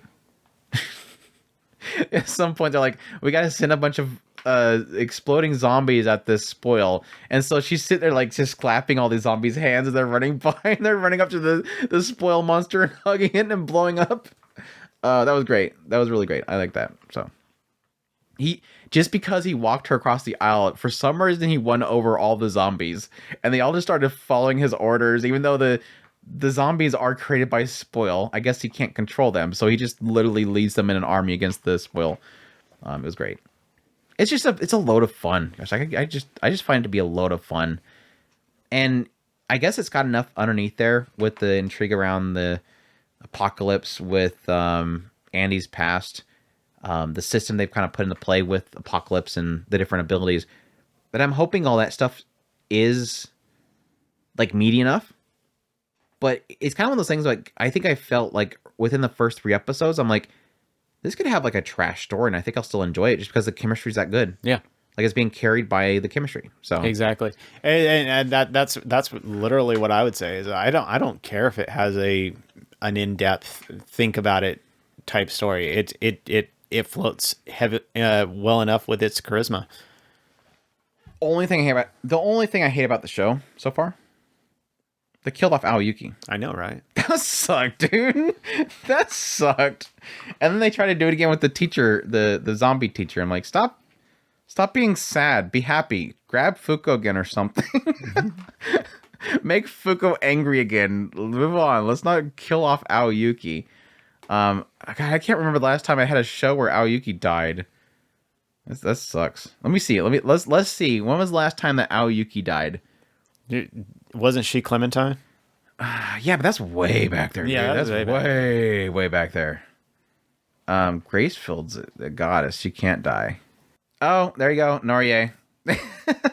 Guess it wasn't that long ago. It has not been that long ago. Gosh, sometimes I forget that she's Okata Shoji. And then I'll play the game again. I go, yeah, never mind. She is Okata Shoji. Oh, she made it. She made it here. She got close, but she made it in this one. I like how we're just like pointing. I'm just pointing at things on a screen so you guys don't know what we're talking about, because then it would be spoiler on the shows that I'm pointing out. Yeah, and she technically died a few times here.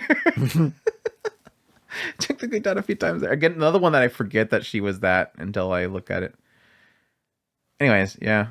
It wasn't long ago that Aoyuki died. So Undead Unluck is not the first. It won't be the last. How do you like in 100 Girlfriends? Did you watch the recent episode? The Zombie Kissers? No.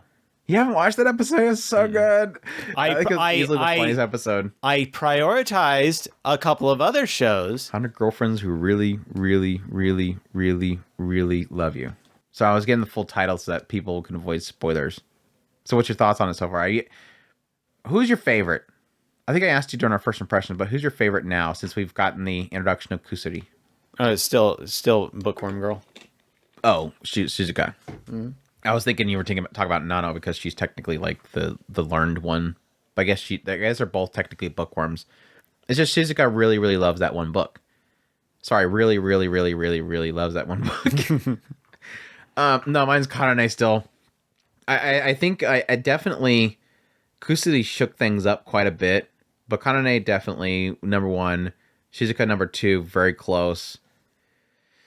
Then I think Kusuri right after that. I think Kusuri really quickly grabbed my number 3 spot, and then Nano and Hakari.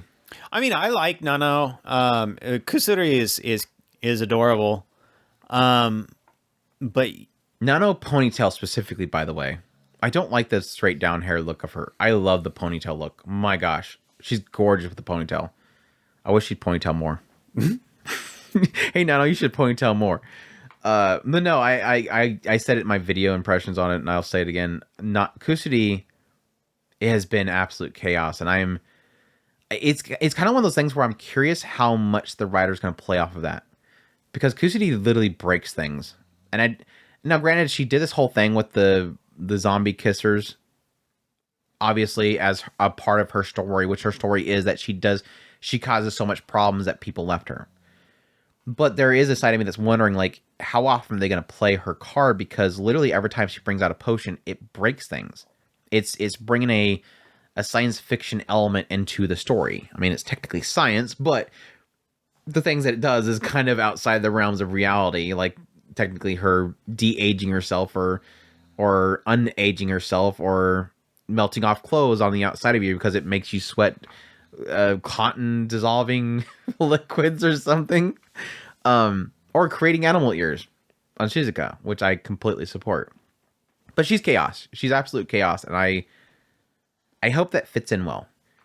My question mark that I have right now is technically, since that, episode 8 would be this last week's. Episode 8 is the end of Kusudi's introduction. And that's the girls. That's the ones girls that are on the poster, yeah. Right, the poster girls. So unless, like, we suddenly get in a new key art for 100 Girlfriends who really, really love you, new OP and everything, that's it. Until, I'm guessing, the end of this arc, at which point it's like, I'm curious what they're going to do with the storyline. Are they going to take a break from it? Or is he going to have an issue that he's going to run into where he's got to reveal something to them? I'm completely puzzled as to what they're going to do next. Besides just do shenanigans for the next, I don't know, was it 4 or 5 episodes? Yeah. 9, 10, 11, 12. Yeah, so 4 episodes. I'm very curious. I mean, it'll work out because whenever they have kind of the side story ones, like the pool episode was technically like a side thingy. I mean, they're always kind of like a play into introducing the character in the group. But I'd be very curious. But Kusudi's technically was tied in with her introduction. So I'd be curious what they end up doing from this point on. But it's been a lot of fun. I think Shizuka steals the show like way too easy. Well, they do. I admit.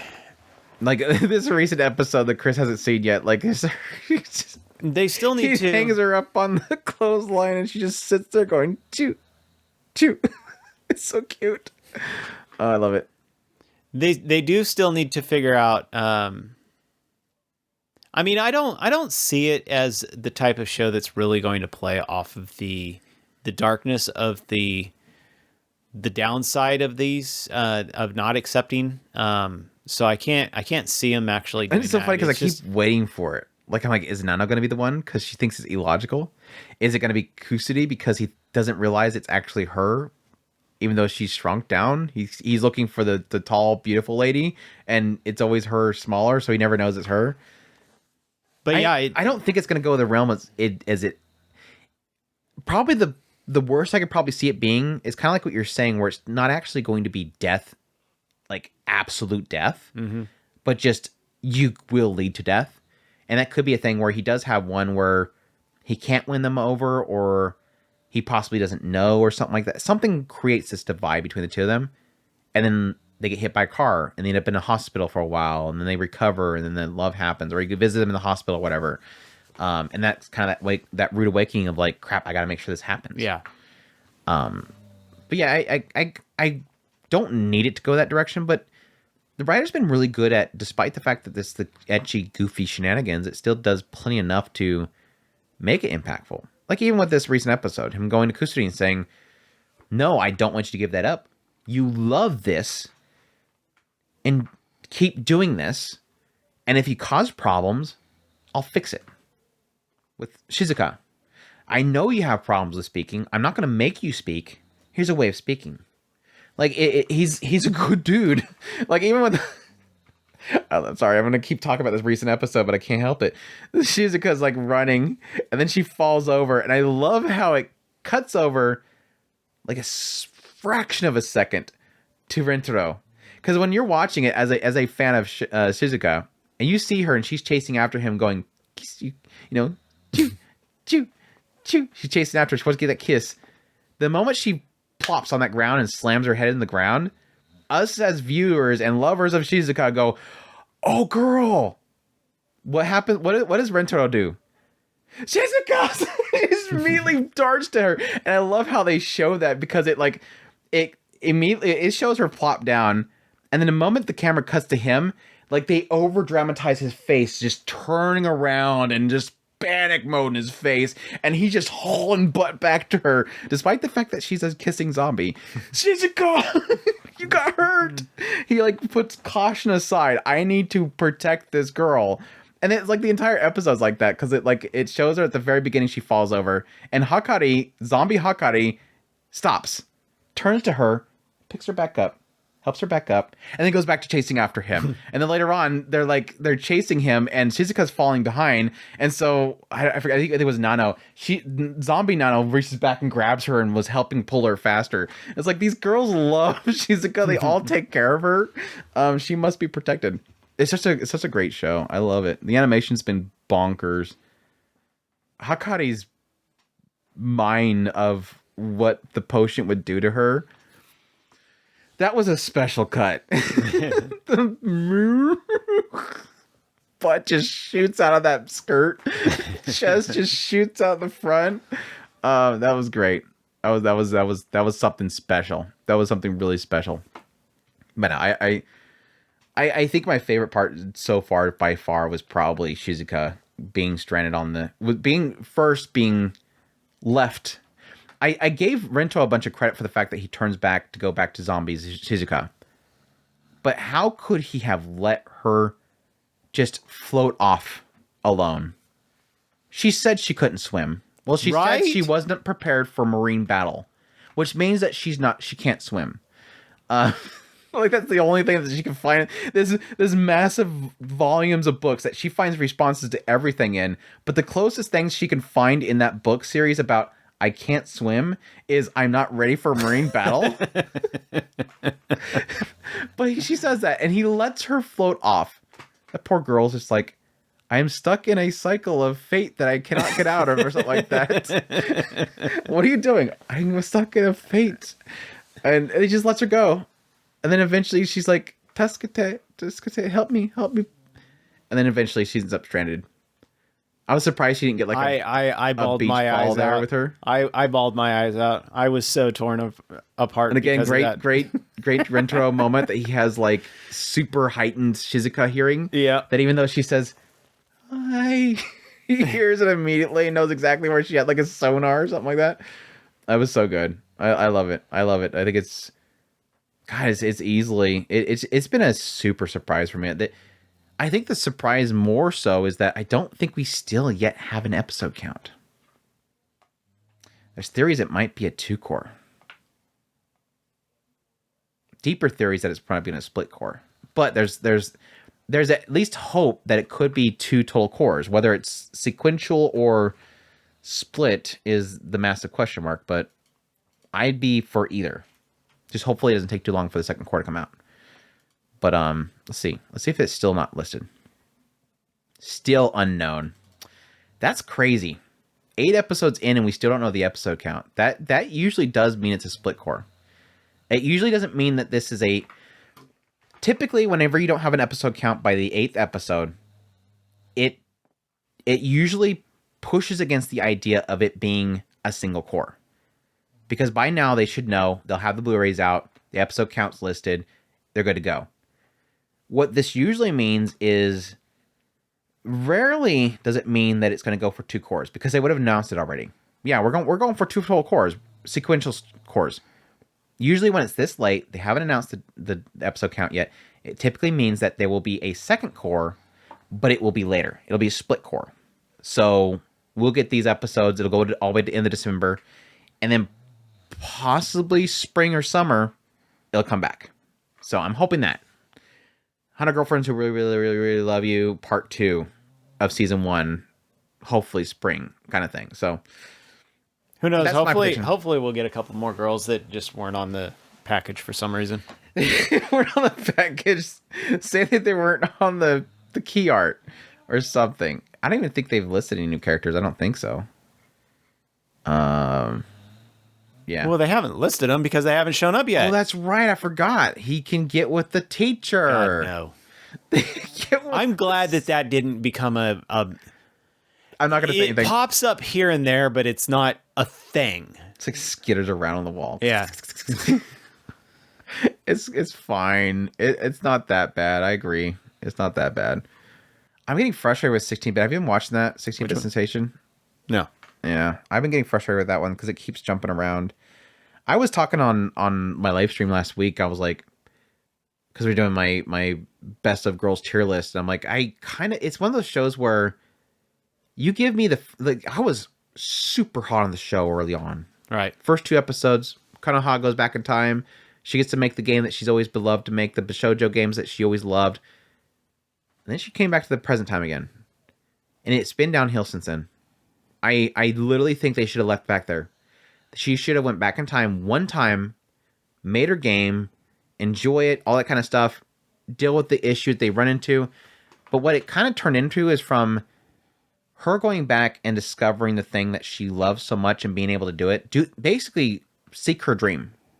And have some troubles there or something like that. It could be like a character study, have fun, explore the concepts of making these visual novels.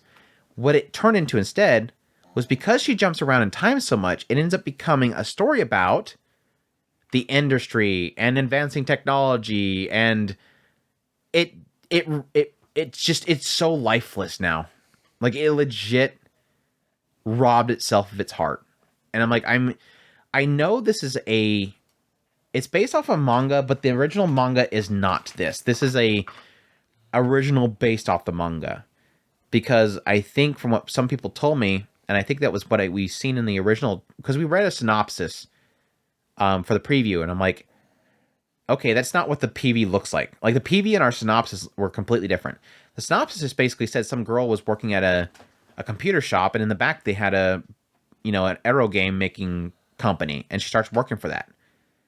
This is where she's working for a aero game company, and she goes back in time.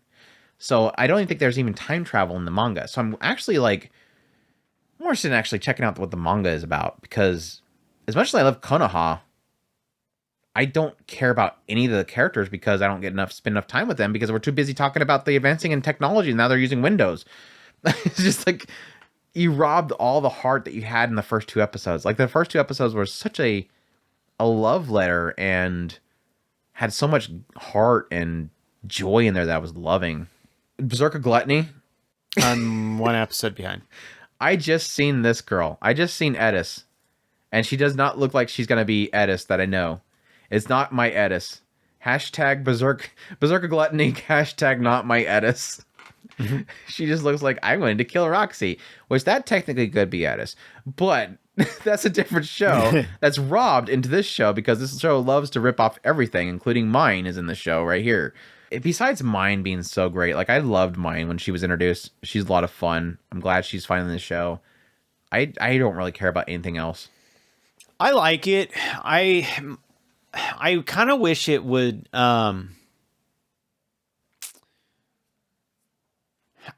less travel, get more into the mechanics.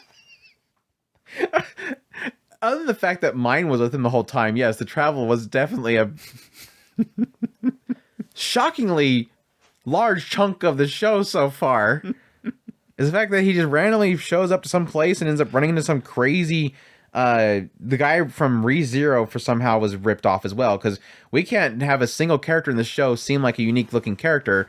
So we got Mine, who's literally Altria from Fate Go. We have Roxy and Edis in the show. We have Memel, who's literally Mine from Shield Hero. And this old man that he runs into is literally the old man butler guy from ReZero. It's like,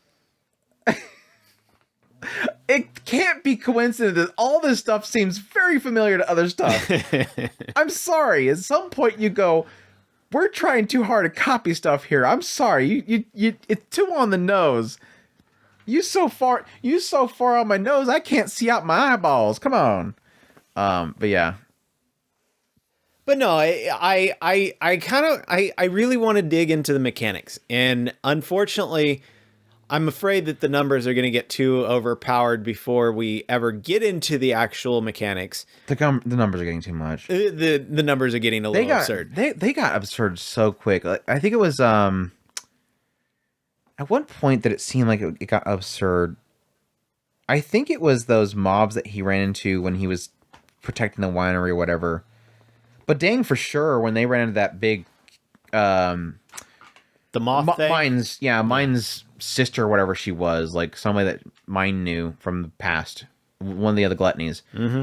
Yeah, that thing, the numbers, I was like, okay, we're already broken now. Like, you might as well have the number trailing off the screen already. We're already getting to that point where it just doesn't matter anymore. It is one of those things where it's like power levels. Like, back when he first started the whole thing, you see like 90. And then suddenly you see 160, and you're like, "Whoa, crap! That 160 is way more powerful." Yeah. Now it's at the point where it's like you see 15 digit, and it's like, I don't know, is he strong enough for it? I don't know. We'll find out in 2 seconds if he's gonna beat that thing. But back there, it was like you kind of got a sense of like he's gonna have to try. The Cobalts or whatever was a good example when he was at the farm, the winery place, and Mine shows up, and she's like, "I'll let you have it." that sort of gave a hint there that like they're like quite a bit above him. Like how he had to strategize to take it down. But ever since that point, ever since then, it doesn't matter. Yeah. It's just a big number. Will fate take it out?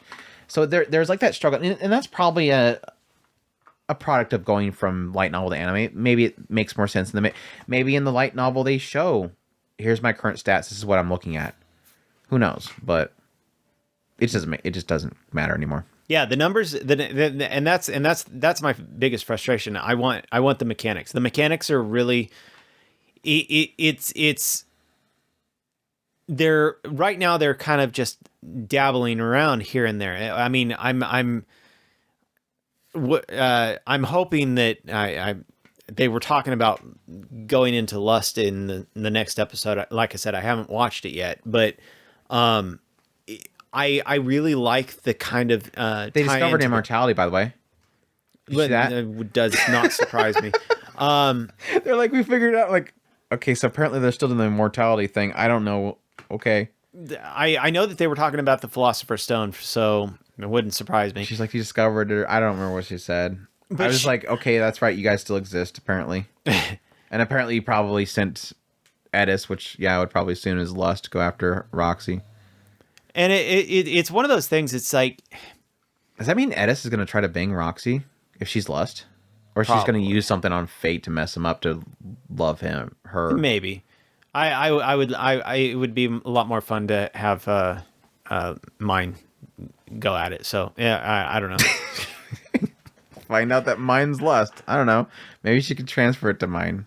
No, it's one of those things. I really want to dig into. I like the 7 deadly sins aspect, and I love the fact that they're kind of making it make sense per se. The downside is they're not the mechanics are not translating right. And like I said, I absolutely despise the fact that we're focusing more on traveling from place to place, which I understand there is that tidbit of you can't just go from, you can't just appear there. There is some storytelling that's involved in the travel, but at the same time, it's not translating well, and that leads for a kind of boring story right now. Yeah, I want it to be better. I really like the concept. I love the idea. I don't care about the edgelord. It's fine for me. So yeah, I got over that. I'm watching Kingdoms of Ruin this season. Nothing as edgelordy as Kingdoms of Ruin. So. I'll leave that one to you. Berserk of Gluttony is doing just fine in that regards. I can stomach it. Something else edgy is Butareba. Are you going to bring me back? Not after this recent episode. This recent episode was rough. Yeah, it is one of those ones where I adore Butareba, and it sucks that nobody's watching Butareba. But it's easily... I will admit, like, the last 3 episodes, it's kind of like that bait and switch situation. Like, it opens up very comical. Again, the exchange between Pig and Jess. I will argue the first few episodes, you get a sense something's going on. I mean, if you don't get it by the time that the store clerk literally says, "Oh, it's that time," and you're like, "Yeah, chick's dead." But it kind of transitions to the story of this race going off to this kingdom. But I think with the recent episodes, despite the fact that it has gotten so heavy that the comedy's almost non-existent at this point, like the only joke that I can think about the only joke that I can remember that has been told in the last, like, 3 episodes is the pig making a comment about this new girl's chest. And then Jess piping up because she hears it. Like, Jess is like, we can hear you talking about her chest size. And, wow, I guess you like them bigger or whatever. It turns that whole kind of comparison thing because Jess isn't, like, endowed. Like, besides that joke, it's been, like, super heavy because they find this chick and then they bring him in the group. And then so much is being kind of hinted at as what I've kind of been alluding to from the very beginning, which is I don't think where they're going is a good thing. Like, my assumption is that they go to the royal palace and they get sacrificed and turned to gems. There's a off chance that that's already happening with the hunters. The hunters may be turning them into the gems. But yeah, it just kind of it's been super heavy. And it's not a bad thing because there's still a lot of intrigue in there and the chemistry's still there. It's just not a over the top funny chemistry. It's just a chemistry the characters really debating what's going to come up in around the bend, because obviously Nonos is like, yeah, there's a lot of hunters out there. They killed before. I don't want her to die just like this girl I was in love with. I want to guide her. But then the question mark is, what happens then? Even he is acknowledging people don't come back. Even the person that guides them doesn't come back. So it's obvious that when they arrive here, what they're implying now is the reason they never come back is because there's no way to get in the royal palace. So they're going to die. That's kind of been that was kind of a massive, interesting tidbit to add to it, because my assumption again was, yes, you have a lot of them when they're traveling to the royal palace die, but them saying that they don't return does imply that once they get to the royal palace, again, they're sacrificed. But now they're saying they don't even get to the royal palace because they can't get into the royal court area. They're stuck outside where all the hunters are just chilling, waiting for them to come over there so they can kill them. So it's like, where are we going with this? Like, it is creating a lot of intrigue for me right now. It's like, what is the point in having this journey? If they're not making it to the palace, what's the point in having them go there? If there's no entrance, what's the point in having them go there? Just to be killed by bandits to gain wealth from them? They're born and sent from the palace. They age, and then when they reach a certain age, they go back because there's magical energies in their colors. If they can't make it back in, what's the point? Like, it's like, what is the system, and why doesn't it seem like there's a clear answer as to what's going on? Like, that part, intrigues the hell out of me. Like, when you have so many dumb questions that seem like they should have answers, and they're acknowledging that it's dumb, there's no answer, that's when you intrigue me. Like, you got my interest. I want to know what's going on. I want to know what the point of this whole system is, and I hope we get some answers by the end of the season. Like, this seems like unless there's like another direction this whole thing goes, like unless there is, by the end of this core, Pig Jess makes it into the royal capital and they get the big reveal and it goes off into another direction, I don't understand.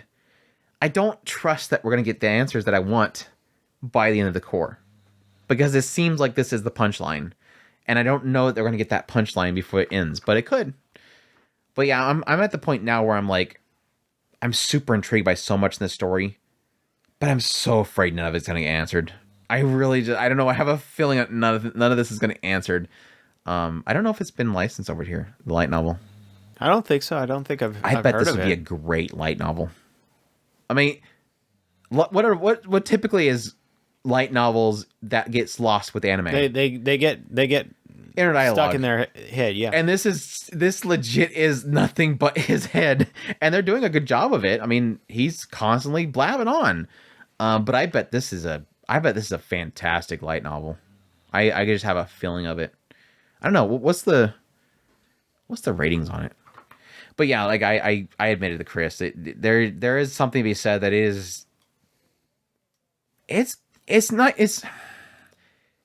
it's not graphic and in your face constantly gore or anything, but it is heavy what it's getting into. Like this recent episode, they literally got this girl, the fact that she was sent on the journey, she was captured, forced upon her over and over and over again, men forcing themselves upon her, which they kind of they talked about earlier in the series, that sometimes they run out of money and they have to do that. But more so as they captured her, and because she kept praying, which is in her mind, it was sending signals out to all the other of her race, and those people were coming to try to find her. Then they would get captured and ripped to pieces. And so it was kind of implying the fact that she was sort of a beacon that was drawing the others to her, and they would get killed because they were seeking to save her because she was calling out for help, because she was praying for help. And then on top of that is they she showed her lower abdomen, and apparently they ripped out all of her innards and jarred them up. And it's like, ugh, golly, dude. It's Yeah, so okay. messed up. Chris, not watching the rest of this. So messed up. Yeah, Brace. That poor girl has been through some stuff. But anyways, yeah, it's shown 12 episodes. I was gonna look at the ratings on the light novel. Not available. Apparently, not many people were reading it. No, I like I said, I have my concerns. They're not gonna really get really anywhere with it, but I'm still thoroughly enjoying it. So I'll be looking forward to where it goes from here. I do have to say, are you still holding up on your end of the bargain that you're gonna try to get Yuzuki family in? I've caught up on 3 or 4 new shows, so That's a no, I guess. not yet.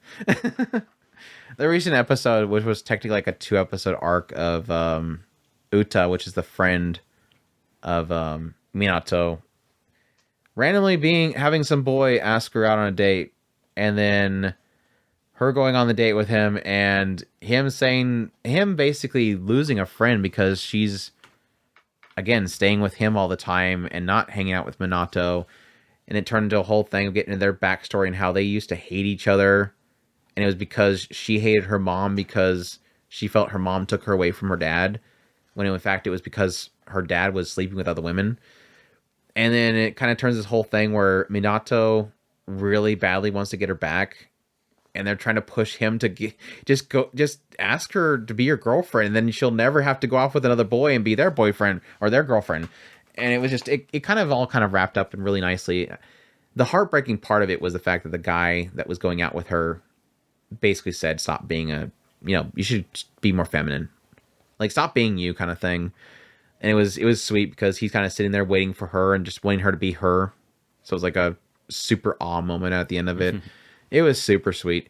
There's not a single episode of that series that I don't just absolutely adore. Like, if it's either because relatability, because they're, brothers and everything, or just the story's always having like this massively emotional, great punchline at the end of it, that I really adore. Like the episode with Hayato and him.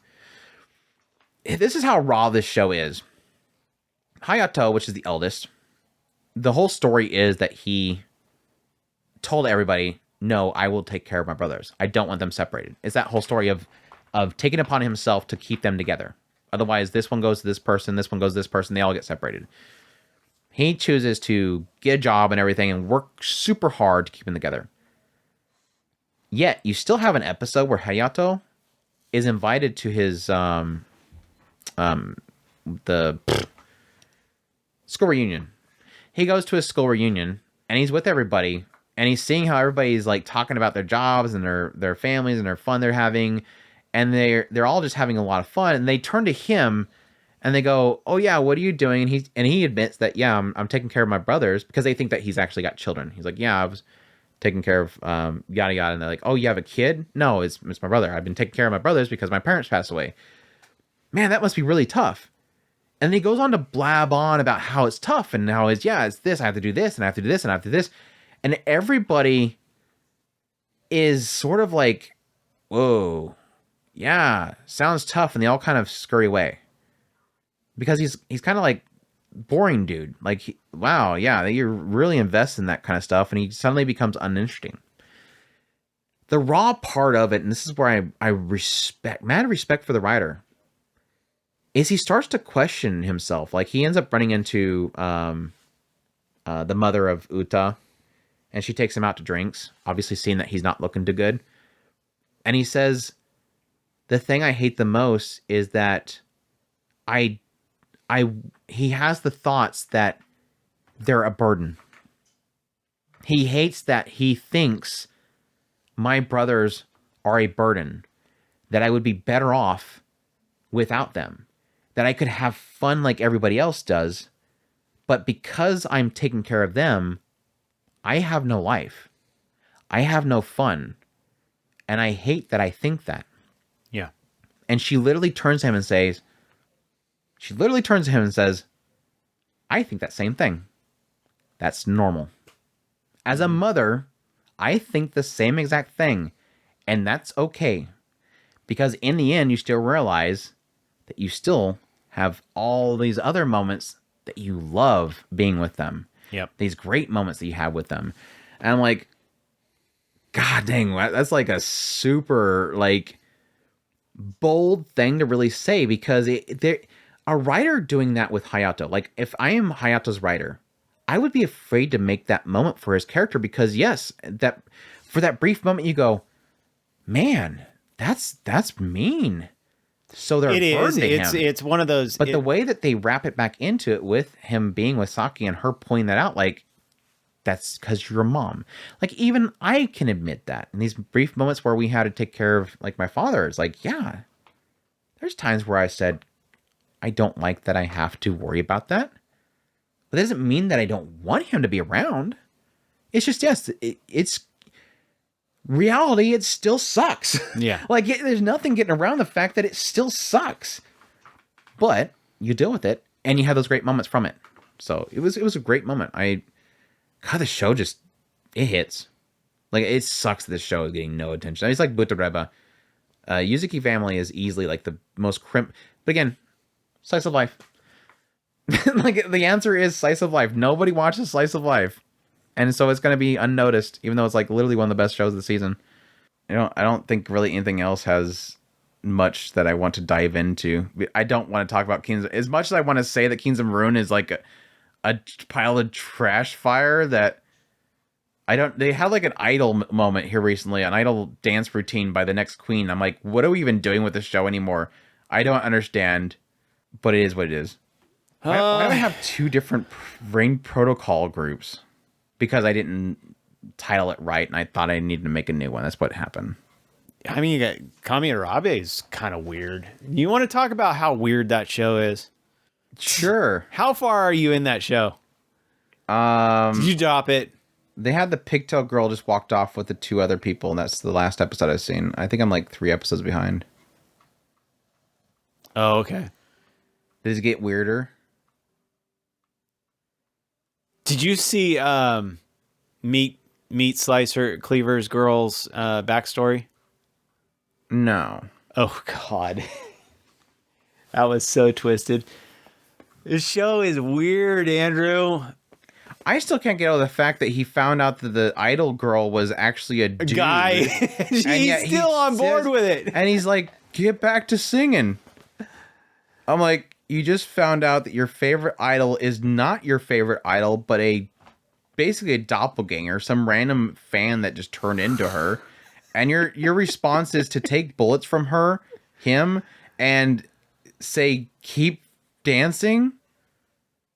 Like, what is that response to that situation? She's dead, and you want some dude to mimic her just so you can keep the fantasy going or something? No, I think the most interesting part about that whole episode is the fact that it finally brought back some sort of kickback to his karma thing, which I thought they forgot about after episode 1. Like, episode 1, like, the karma thing kicked back on him badly. And then we never have it again, and suddenly the whole thing with the idol, and suddenly he passes out and blood comes out of his eyes. Yeah. That was the last I seen, so. Yeah. So apparently I gotta get into Hanukkah's story. It's weird, it's tragic, messed up. Which description? Freaking messed up. Oh, okay. So so not Butareba levels, it's more than Butareba levels of messed up. No, it's not enough that she got her I'm guessing her ovaries ripped out or something. I don't know what they took out of her. No, they didn't screw that up. Screw that up. But hey, at least Butareba has crystal things they can prey on to get him back. I don't know if Hanukkah, I guess he can use some reverse karma to fix whatever's messed up with her. I really like Chica though. Like, they put way too much freaking animation in that girl. Like, it felt like it's a CGI show, but still there's efforts to be done in CGI and animation. And it felt like they just went ham with her. Like, let's make her the most goofy, over the top animated moe piece of blob of pigtail ever. Like, they're like, all the budget is into making her as cute and goofy as possible. And I like the fact that it's so funny because there's this one, and there's let me check the walkthrough for me for you're really whatever obsessed with that show. I think the last podcast you brought that up like 4 times, and we were I'm gonna get this out of my system. I don't understand these two shows. This one is just freaking twisted. I don't know why I keep watching it. And the same with the other one. It's got that one has this humor that it's right there on its nose. And I see the jokes and I never laugh. So they fail miserably. But for some stupid reason, I keep wanting to watch this show because I don't know, reasons. Because you don't want to watch Yuzuki Family, obviously. Exactly. I obviously don't like the really slice of life that Andrew is freaking out over because I'm obsessed with these two shows. Don't want to watch Butareba or Yuzuki Family because we're too I'm busy not watching... Touching Butareba. You done screwed that one over. You watched Hanukkah and Dark episode. I don't know. You're watching Yutaka get chopped in half by a train. But Butareba, that's too much. Yes. Who got cut in half of a train? Yutaka got busted through by a train. Yeah, because reasons. And Hanukkah got impaled by a satellite beam. By a satellite. And Sheikah's burning people alive in the middle of a courtyard. And Koki's friend got chopped in half before he fell down in a hole. But no, Butareba showing her pelvis and that she possibly lost her organs. That's dark. Yeah, that is freaking dark. That's freaking dark. Yeah, that's freaking dark. What voice is that? Oh yeah, that's freaking dark right there. I was gonna tickle. I have not figured out if I like it or not. I keep watching it, trying to figure out what the heck is going on. But it's weird. It's fine. The other one is okay. In one of the last episodes, not the head girl or not the main girl, but the other girl who's apparently the hero. They call her the Messiah. They go into a cave to go and summon, and of course, gotcha jokes. So we throw out all kinds of gotcha jokes, and the gotcha jokes are naturally.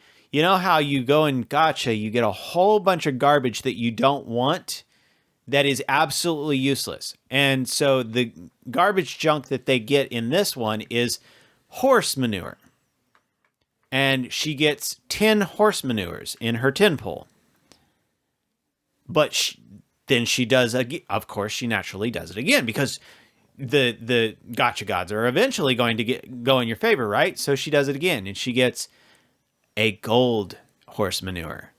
And then she does it again and she gets the rainbow horse manure. So she obviously won because she got the ultra rare rainbow horse manure. But of course, the main character, she's mean and she everybody's scared of her. So she makes a face at the goddess, and so the goddess gives her a pity consolation prize. And of course, it's the ultra rare, super duper freaking tiger cute thing that she gets to carry around and does nothing so far. Yeah, that's this other show. And it looks worse than this one. But why do I keep watching it? I don't know. I have no answer for that. It's just weird. Both of these shows, they just keep making me, out of curiosity, I want to know what is at the end of this weird journey I'm on. Someday I will find out the answer to that. And Andrew is not, he's like annoyed at me. What are we talking about? Exactly. What are we talking about? I don't know. I lost track of what I was talking about. I was trying to get responses, so. Something about manure. Horse manure. It's more amusing now that Andrew pointed out that I was talking about horse manure. I don't know. You said gotcha jokes and manure, and I'm like, I'm actually the entire time you're talking about that, I was thinking about that other show that was playing on the gotcha jokes. That was unless I'm thinking about two different shows at the same time. There was the other show that had they kept getting a bunch of like really low rank characters that were just all like spread out in this area, and he just kept the one that had Weissman. Yeah, I guess we'll call it there. I had like a few other ones I want to talk about, but we've been going on long enough, and so we might as well call it here. But that's our spoiler cast for the fall season. We'll see if we'll do another one. If something really crazy comes up, we'll probably do another one. But I'm sure by the time we do, we'll just do reviews. But anyways, hope you guys enjoyed this podcast episode. But again, we're at otakuspirit.com. It's where you can go for all of our links, social media links, ways to get a hold of us, ways to support the channel. Greatly, greatly, greatly appreciate it. Supports the channel. It means a lot to us. And until the next podcast, y'all take care. Os.